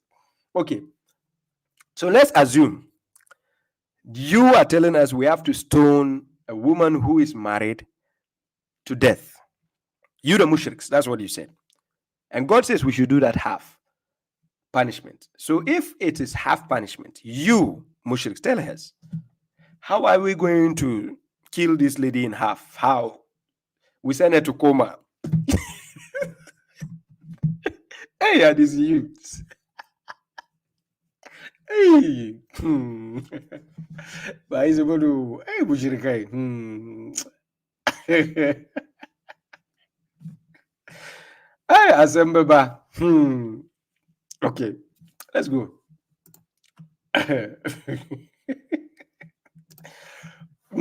Okay, so Quran chapter 24, verse 4. Then I'll share the screen. Quran chapter 24, verse 4. So God says, and those who accuse the chaste women and do not bring 4 witnesses, hence flog them 80 lashes. Right? So in this context, you can decide to put the word married women. You can decide to put chaste women. And the context was accepted. It says, and those who accuse chaste women, the chaste women, or you can choose the married women, and do not bring 4 witnesses, hence flog them 80 lashes. So you flog the ones who go and accuse a married woman or a chaste woman that she has committed adultery. You have to flog them 80 lashes for coming to lie. And do not ever accept a testimony from them. Such a liar, don't ever take a testimony from them. For they are those who are the immoral ones. Right? So in certain context, you can put 2 meanings and it will still fit the context and there's nothing wrong. Right? Then again, the next verse, I take you to Quran chapter 24, verse 23. Chapter 24, verse 23. It says, indeed, those who accuse the chaste, unaware, believing women, or we can say, indeed, those who accuse the married, unaware, believing women are cursed in the world and the hereafter, and they will have a terrible punishment. And it is still acceptable. Right? So choice of words used in that verse will still make sense. That depends on the perspective you are looking at it. But like I said, the word zina is not only limited to married people. It can also be used for somebody who is not married, and it's still valid. And that is why in Arabic, the word zina can be used for somebody who is married and sleeping with somebody who is not married, or 2 people who are not married sleeping for pleasure is also called zina. It's still the same thing. There's nothing wrong with having 2 meanings to a particular word. Nothing wrong. Right? So again, let me explain to you how to understand the word ahsanat. The word muhsanat or muhsanat, where it comes from, how it is used in the Quran, to show that you know that it is for a woman protecting herself from unlawful sexual intercourse. When you go to Quran chapter 21, Quran chapter 21 verse 91, this is how it was used. If you go, and also the one who fortified her private part, that is Mary. Wallati ahsanat farjaha fanafakhana fiha min ruhina waja'alnaha wabnaha dan ayatan lil alamin. It says also, that is Mary, the one who fortified her private part. So we blew into her from our spirit, and we rendered her and her son as a sign for the worlds. So when you check the word ahsanat, this ahsanat used here, ahsanat, that is the word we have out of what we have, the muhsanat. Muhsanat, it can be used for chaste, a woman who keep herself as a chaste woman. That word can be used. Similarly, a woman who is taken in marriage can be used, right? Like she's fortified. She's a chaste woman. So when we say chaste, we are talking about abstaining from unlawful sexual intercourse. So this is what Maryam did. Maryam abstained from unlawful sexual intercourse, right? Then again, we go to Quran chapter 66, verse 12. In Quran chapter 66, verse 12, it says, وَمَرْيَمَ ابْنَةَ إِمْرَانَ الَّتِي أَحْسَنَتْ فَرْجَهَا فَنَفَخْنَا فِيهِ مِنْ رُوحِنَا وَصَدَّقَتْ بِكَلِمَاتِ رَبِّهَا وَكُتُبِهِ وَكَانَتْ مِنَ الْقَانِتِينَ. Also Maryam, the daughter of Amram, who fortified.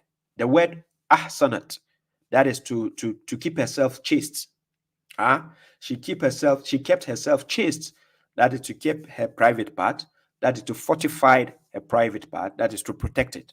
Her private part. So we blew therein from our spirit, and she gave credence to the words of her Lord and his books, and was of the obedient. So that is the word ahsanat, used in the Quran to mean a chaste woman, right? And again, the last meaning is in Quran chapter 59, verse 14, concerning women who come to the prophet as believers, right? Oh, sorry. Quran chapter, is it 59? What verse did I put? 59.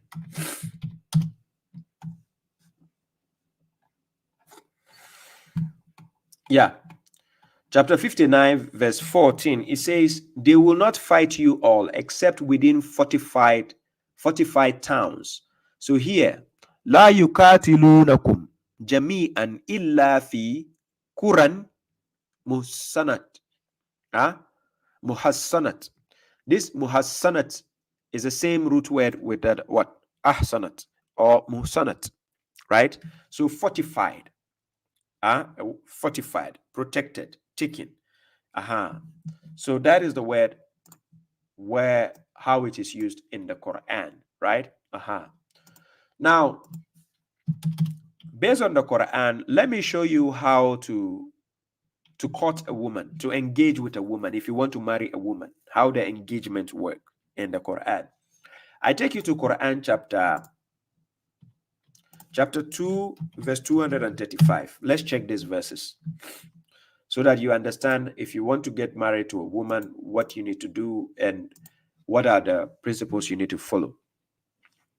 Quran chapter 2, verse 235. And there is no blame on you concerning what you propose with, for that khitbati. This khitbati is the courtship, or we can say engagement of women. If you want to engage a woman, you want to be engaged with a woman. So God says, or conceal within yourselves. God knows that you will remember them or you will mention them, right? But do not promise them secretly. So you don't have to promise the women secretly. Somebody at least must know, right? So it doesn't have to be secret, except to say a speech of kindness, and do not resolute the contract of marriage. So marriage goes with a contract. When we say nikah, marriage is a combination, coming together as a union for life, right? You are coming together to stay together, to be together for life, not just coming together for sex. That is not considered marriage. And that is why when people pay a woman just to lust after her, to have sex, That's not considered marriage. Marriage is not all about sex. It comes with a lot of things together, right? So contract of marriage until the registry, because when you want to marry a woman, you engage with the woman, you have to write it down, the date she can officially become yours. So the family will see to it, yeah, this day, she's yours. From this day onwards, she's yours. So that it goes, reaches its term. So for those based in the Western world, you have something we call magistrate. When you are married, you go to the magistrate office, then you write that the date down. The magistrate will ask you, when is the marriage? Then you tell us, next week. Then they put the date down. From the next week, you come, then they certify your marriage, and that's it. You are married. Do you get the point? So this is how marriage works according to the principle God gave. You can be engaged with a woman, but it doesn't necessarily mean you are married. Engagement is like a promise. Oh, I want to marry you. Okay. The woman will, okay. The man who asks the woman, what is your bride price? Or she can say, okay, just buy me a gold ring. So I'm okay. Right? And it doesn't have necessarily be a money. Right? Giving her something is an obligation from God. I gave you the verses already. So you give something to signify that you didn't take her for free or something. So at least buy her something. So in the Western world, what people do is you see men buying women gold rings or diamond rings or silver rings and so on. They buy it for the woman, and then it shows the sign of him giving something. In the Western world, women don't actually need something from you, like you have to pay bride price and so on. No, they don't need that.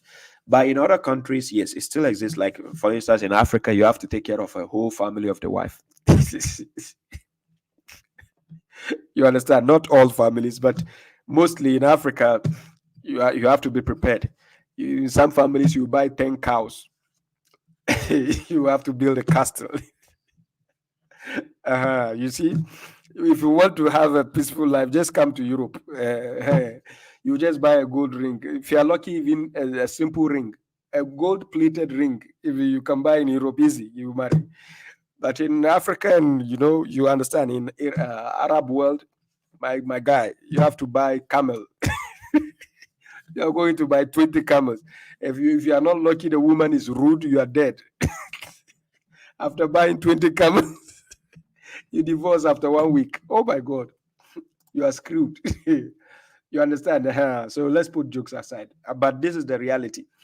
So the contract of marriage, you put down, you stipulate, you write down the date in the registry to show that after this date, this is the time you're married.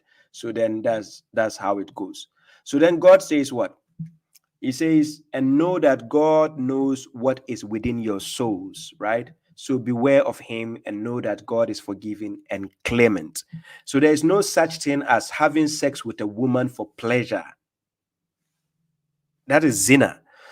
But if you are interested in the woman, let the woman know you are interested not only for sex, because that is you're trying to cause prostitution or whoredom.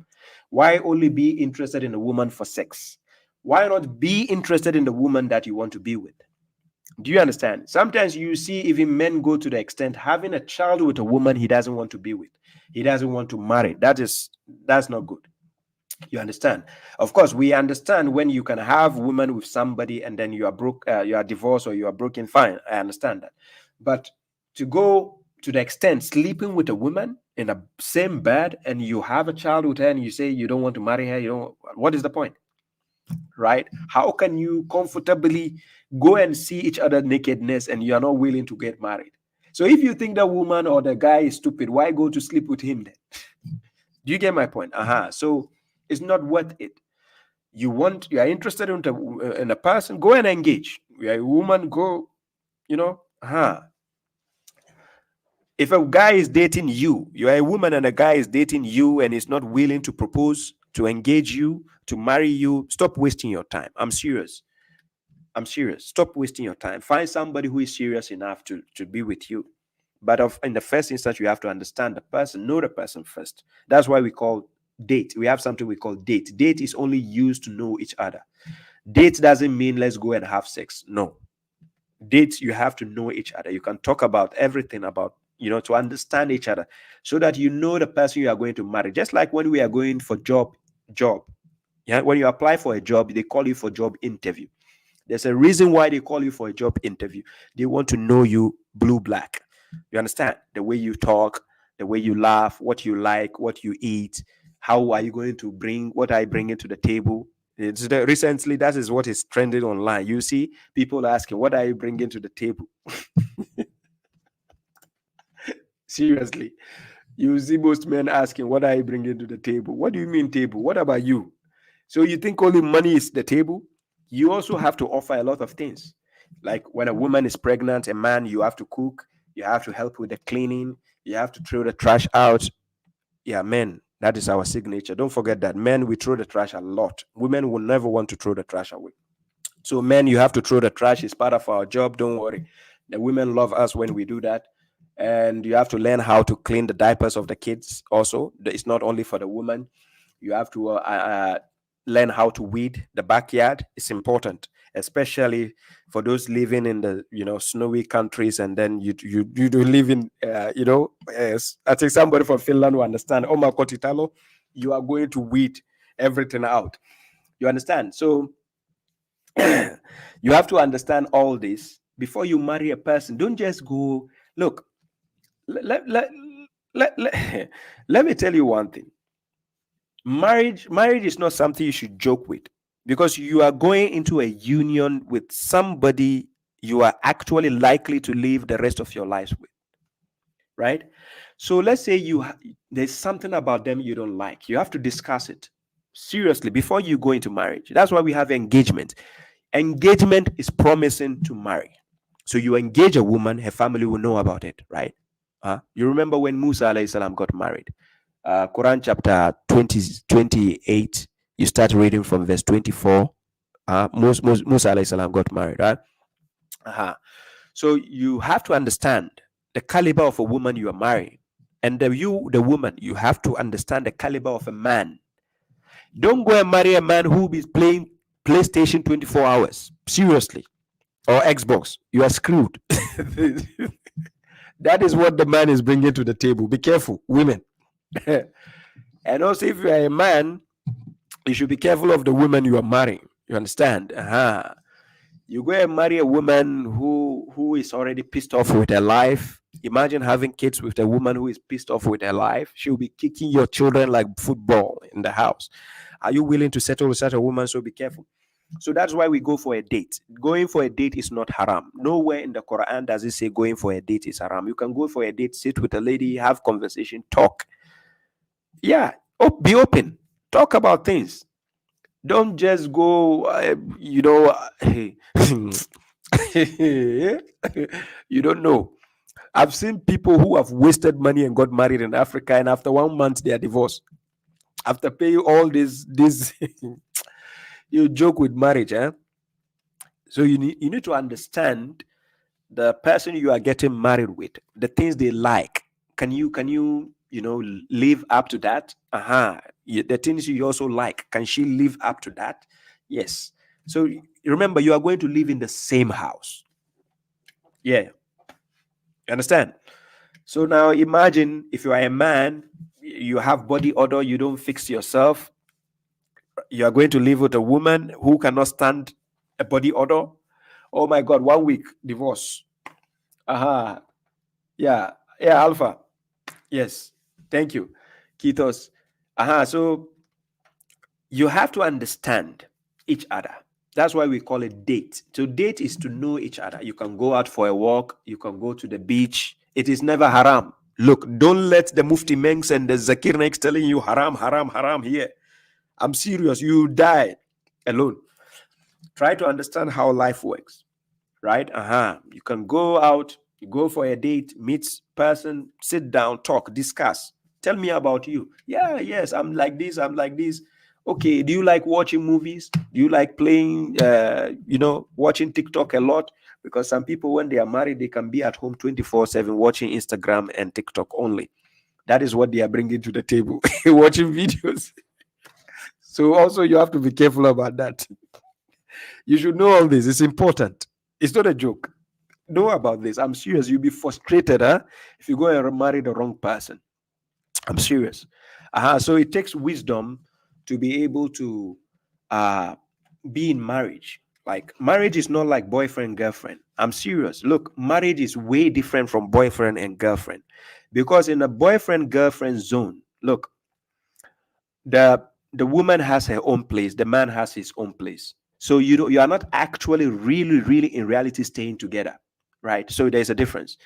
Look, the day you finally decide to move in together like this, and there's no wisdom in this, all hell break loose. I'm serious. You will have sleepless night because you'll be sleeping. Your wife will wake up. Hey, oh yeah, get up, wake up. I have to talk to you. Wake up, wake up. Then you have to answer questions. Something which happened last week, you have to explain it now. Where were you last week? You have to explain. You think you are a man, you are outside, you are powerful. When you are married, your wife will make you become less powerful. You are no more powerful again. You understand? Can you imagine a whole babashuaib coming home and they tell me take the trash out? Can you imagine? Yeah? A whole babashuaib, you arrive home, bang, you think you are babashuaib online, babashuaib. You're calling the mushriks to come and face you, and all of a sudden you come home, they say take the trash out. And who are you? Take the trash out. What can you do? Even you are the boss of your company, your wife tell you take the trash, you have to take. It's a teamwork. That's why we call it marriage. It's a union. So it's a teamwork. There is nothing like you leave it only for the woman to be doing. She's not your slave. So when I see videos, men keep asking the women, what are you bringing to the table? What are you bringing to the, what do you want her to bring to the table? Seriously, what?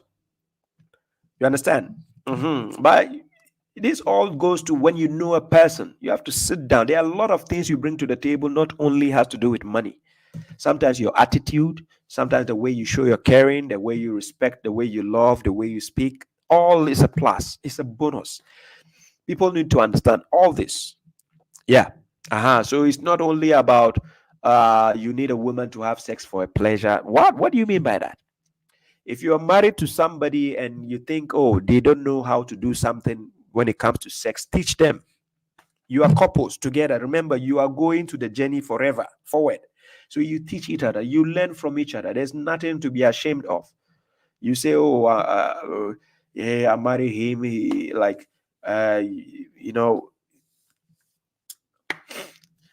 I've seen people got divorced because they say the husband doesn't do doggy style.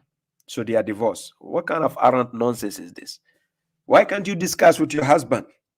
Do you get my point? Discuss. These are things you get to talk about. Talk to each other about. It's a open world. When you take a social media, things are being discussed openly out there. There's nothing to be hiding about anymore. This modern world. Don't hide, please. You'll be fooling yourself if you're acting like a saint. To think, oh, yeah, you joke with this. So the Quran gives you the chance for engagement. You can engage a lady. You see Musa alayhi salam, Moses. Let me show you how he flirted. Go and read Quran chapter 28, right? Start reading from verse 22, 23. When Musa went to Midian, when he saw the two ladies trying to fetch for water, right? Did they call for his help? They never called for his help. He went there and helped them out, right? And when he helped them out, because the lady she liked what she saw. She liked him. Oh, he's handsome. She went home. They went home. She came back to find Musa and told him, come, my father wants to pay you. Seriously? You understand? She liked him because how come when he want to marry, she could have said, I don't know him. Oh, I don't know this thing. And she could have said that. But she accepted. So it tells you Moses has to do some flirting there. You understand? If he doesn't do that, you will not get a wife. So sometimes you have to talk. Hey, how are you? Where do you come from? Oh, you look nice. So it's all like nothing haram. Don't let the haram police start doing haram for you. I'm serious. That is why, look, most of these scholars you are watching, they have 2, 3, 4 wives. Ask yourself, how did they get the second wife? How did they get the third wife? No, ask yourselves, to be honest. Those scholars, how do they get the second wife? How did they get the third wife? What did they do? Is it wirelessly? Strip, and then the second wife is there? No. They see a woman, hey, how are you? They toast women. They toast them. When I say toast, you know what I mean? Toast. They check them out. They talk. You understand? They discuss. They are like, oh, you are a nice woman. Huh? Are you married? She said, no. I can make you my second wife. You say that Sahih Bukhari Hadith, we allow. They say we should get 4 wives. So let me add you. MashaAllah. I'll give you a Toyota. And then voila, she's second wife. They do that. So don't think these scholars also don't toast women. They toast women out there.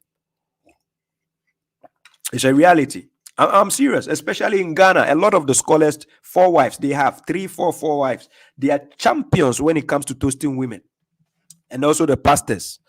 No, I'm not joking. It's a reality. The pastors, the scholars, they are very good at toasting women. Be open. You need somebody to be with, to marry. Be open. Talk.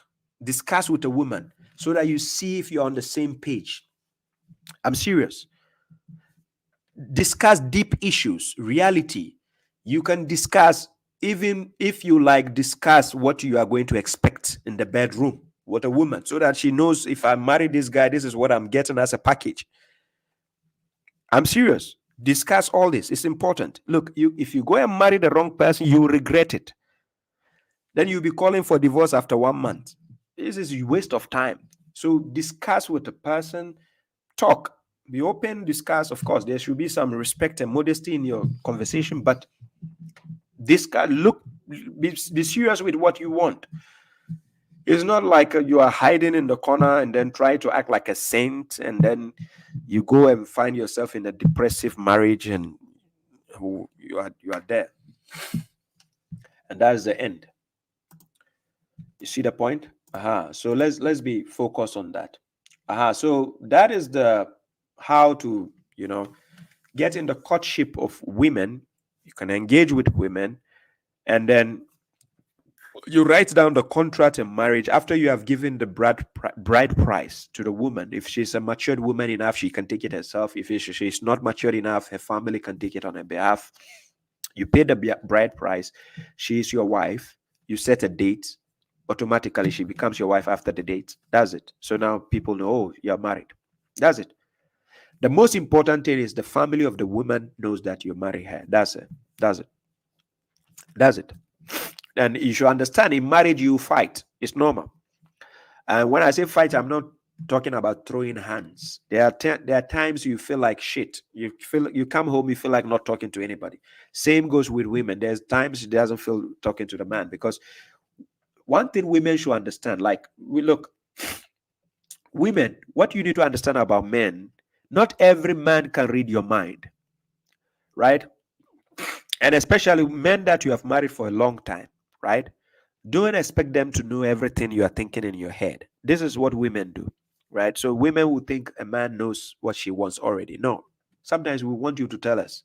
So when you are married to somebody, when they're asking you a question, don't get fed up, because women get tired of explaining themselves. They are women, God built them differently from men. They have hormones. A woman have different. Look, I saw one joke, right? I saw one joke online. They said every problem of a woman starts with men. So they have menstruation, they have menopause, they have this mental breakdown. They have a lot of issues, and it starts with men. And I was watching this joke, I was laughing. Now, women have to deal with a lot of issues. So if woman doesn't find a wise man or intelligent man to understand what she needs, if you're married with a woman, right, it gets to a point, you are right and she is wrong, but you apologize. I'm serious. You, the man, you have to apologize. And there's nothing wrong with that. Just apologize so that you can sleep in peace. Simple. A woman can be telling you a story. You are married. She'll be telling you a story for like 30 minutes, right? And she'll be looking at you and she'll tell you, what did I say? And now you, the man, you are lost. You're like, oh my God, shit, forgot what she said. And don't make a mistake and say you didn't hear what she said. Seriously, the woman will be pissed at you. She can get that day, if you are not lucky, you don't know how to cook, she's not going to cook for you. So these are all things you find in marriage. You have to understand all these things to expect in a marriage with a woman. When during girlfriend, boyfriend, you will not see all these issues. I'm serious. The woman will not show you. Thank you very much, Ultimate Truth. I appreciate the gift. God bless you for that. Thank you. I don't know. Am I following you? Okay, I follow you back. Thank you for the gift. So you have to understand these issues very, very well. It's important. Look, in the Quran, God mentioned two things that when He gives you, He has given you much good. Two things. Yes, thank you very much, Sister Nati. Yeah, God gives two things. He mentioned in the Quran that when He gives you, He has given you a lot of good, much good. Money is not included in those two things He mentioned. I'm going to show you the secret. If you go to Quran chapter 2, verse 269, God says when He gives you wisdom, He has given you a lot of good, much good. He said, "Yu'tal hikmata man yasha, wa man yu'tal hikmat faqad utiya khayran kathira." If He gives you wisdom, He has given you a lot of good. Apart from wisdom, do you know the other thing God says when He has given you much good? Throughout the Quran. Apart from wisdom, the other thing that God gives you and He has given you much good is a woman. Inside a woman, look, of course, women are not perfect. So is men. Men are not perfect as well. But women cause balance in the world. So with a woman, she can balance a man. And that is why in Africa, there's a saying when a guy is not straight in the head, just give him a woman. I'm serious. After 1 month, he's straight. He'll be straight, thinking straight perfectly. If a guy doesn't want to use a deodorant, you just give him a woman. Assign a woman to him. He will start using deodorant. I'm serious. The woman will straighten his brain up. Simple, straight. Do you understand? So that's why they keep using behind every successful man, there's a woman. Of course, I don't agree with the woman side. I agree with the wise woman. Behind every successful man, there's a wise woman. If you go and meet the wrong woman, she's going to take all your properties and all your money away, and you'll be left with nothing. I'm serious. Everything you built for your whole career is gone. You get my point. So you need wisdom to stay with a woman. So Quran chapter 4, verse 19, God says, if you hate a woman, perhaps you hate something wherein God has put much good. Because a woman has a lot of things to offer to you. Happiness, stress, headache, pleasure, comfort. Like it's a package. You know how when you have a phone, you have Wi-Fi, you have Bluetooth, you have everything, Snapchat, everything. But then at the end of the day, you have low battery. Don't forget, low battery comes with the package, this phone. So don't think when you have iPhone and you think, oh, I have iPhone, so I have Wi-Fi, everything. No, think about the low battery also. It comes with a low battery. So the same way God created us, He created also women. Women, He created them. They have a lot of good with them, but they have low battery also. So understand when it goes to low battery, you just need a charger. It doesn't mean you should throw the phone away. No, you need a charger to charge it up to become full. Then you can enjoy the phone again. So same goes with women. They have mental breakdown. When they are in the mental breakdown, don't treat them like they are trash. You need to comfort them. You need to, be somebody who can pamper them and so on, because it's a stage they go through. It's a cycle, just like they go in the menstrual cycle. They menstruate cycle. You understand? They go through all these things. A woman can be multitasking, dealing with her kids at the same time, dealing with you, the man. You understand? Dealing with a lot of shit. And when they are depressed, you can feel it from the word they say to you. So sometimes they just need a hug. Nothing, just a hug. Only a hug. Yeah. They don't tell them, you are nagging. Why are you complaining too much? Like, no. Just a hug. When she's mentally breakdown, just call her, give her a hug. It's okay. Tap her. It's okay. That's all she needs. And she's okay. So if a man has not been given wisdom to be with a woman, I'm serious. The woman thinks she's married to a douchebag, like a waste of time. Waste. You understand? Like, so this is why date is important. You get to meet, talk to each other, understand each other, know the person. Look, a woman can get pissed off with you because of toilet. If you go to toilet, you don't close it, the lid, you leave it open, the woman can get pissed off with you and sometimes divorce you even because of that. Yeah. A woman can get pissed off with you because of snoring. Yeah. A woman can see a dream, just a dream, and so see you in a dream talking to another lady and can wake you up and get pissed off. Tell you why I saw you in a dream, you're talking to another lady. Because instinct-wise, it's telling them you might do it in reality. And sometimes 70% of the chance it happens. Yeah. They are instinct. A woman can be sitting down thinking that something is happening to her child or a son or a daughter. And in reality, it's true. She can be feeling it, sense of feeling. You know, the packaging, the way God created them, they are unique. Yeah, they are unique. So that is why the man needs the woman to straighten up his head. I'm serious. Imagine the world without women. It will be a bunch of Donald Trumps all over. Yeah, to be honest. With a world without women, the Donald Trumps everywhere. Seriously. So, yes, somebody said it. If you have a good woman, you have the best gift ever. That's all you need. A good woman. If I need to put a verse here. That verse actually, somebody said something which actually helped me. So let me go to that verse, right? I'll put the verse on the screen.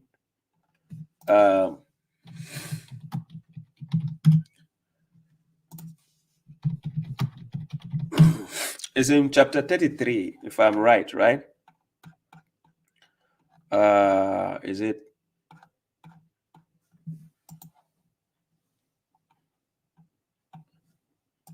Uh, 24. Let me see if I can find a verse. I'll be happy if I find a verse.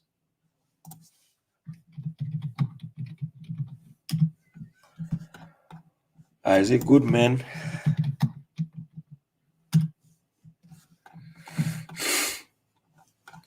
Oh, there's a verse that just came to my head. I forgot. Is it? I think it's in Koran chapter 24. Yeah.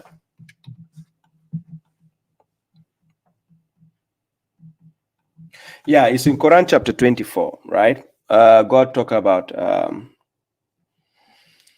Yeah, thank you very much, Nazir. Quran is light. Thank you for the gifts. Oh wow.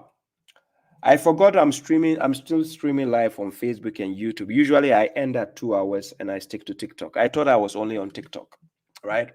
Ladies and gentlemen, I'm bringing the topic to an end on Facebook and YouTube. This is where I'm bringing the topic to an end. Let me see if I can put this verse before I go on. So it's in Quran chapter 24. Let me see. Can I get the verse?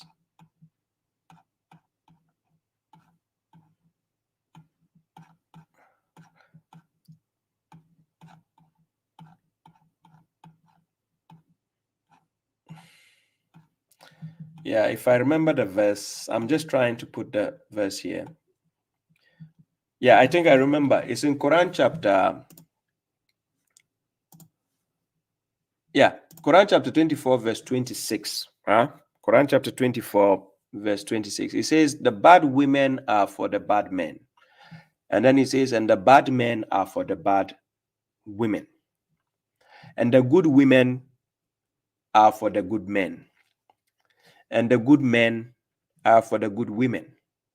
Then it says, those, that's the good, are cleared of what they say. They will have forgiveness and honorable sustenance. So if you are a good woman, you deserve a good man. If you are a good man, you deserve a good woman. You understand? And same goes with, the bad man and the bad woman. And that's why birds of the same feathers, they flock together. You get my point? So that's how it works. So there's a saying, birds of the same feathers flock together. There's a wisdom to it. Well, that's what the Quran summarizes here. The bad man for the bad woman. So behind every successful woman, there's a good woman, which is a wise woman, because she wants to help her husband to propel, to become, successful. But the bad woman, she will pull him down. Which means the good man married a bad woman. So it goes vice versa. The good woman, if she marries a bad man, there's a problem. He gives her heartbreak, he messes her up. You understand? He doesn't respect her, he doesn't value her, he bullshit her. That's another problem. So let's understand these principles so that we can have easy life. You understand what Quran brings to you. Quran brings to you simplicity, right? If you don't understand, of course, find somebody who is knowledgeable than you to help you out. But don't go for opinions, right? Edred Mudir. Oh, all of a sudden I'm a counselor. Wow, that's a big title for me. Okay, ladies and gentlemen, this is babashuaib.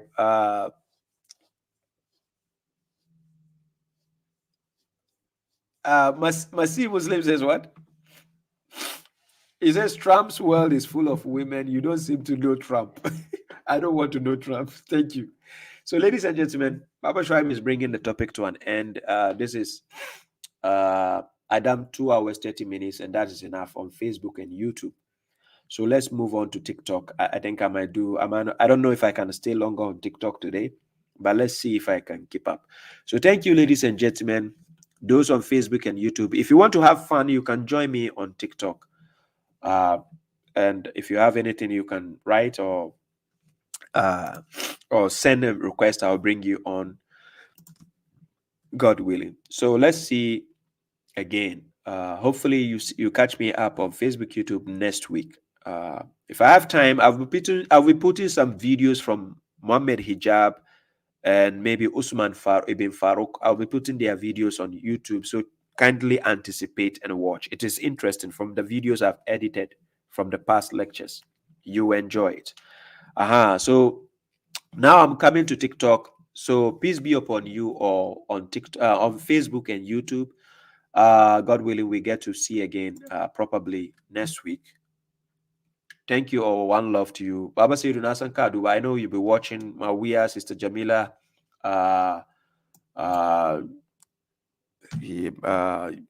Sister Rashida, all of you. Salis, thank you all. I appreciate Abdul Samad. I appreciate the support. Till we meet again. See you next week, inshallah. Peace out.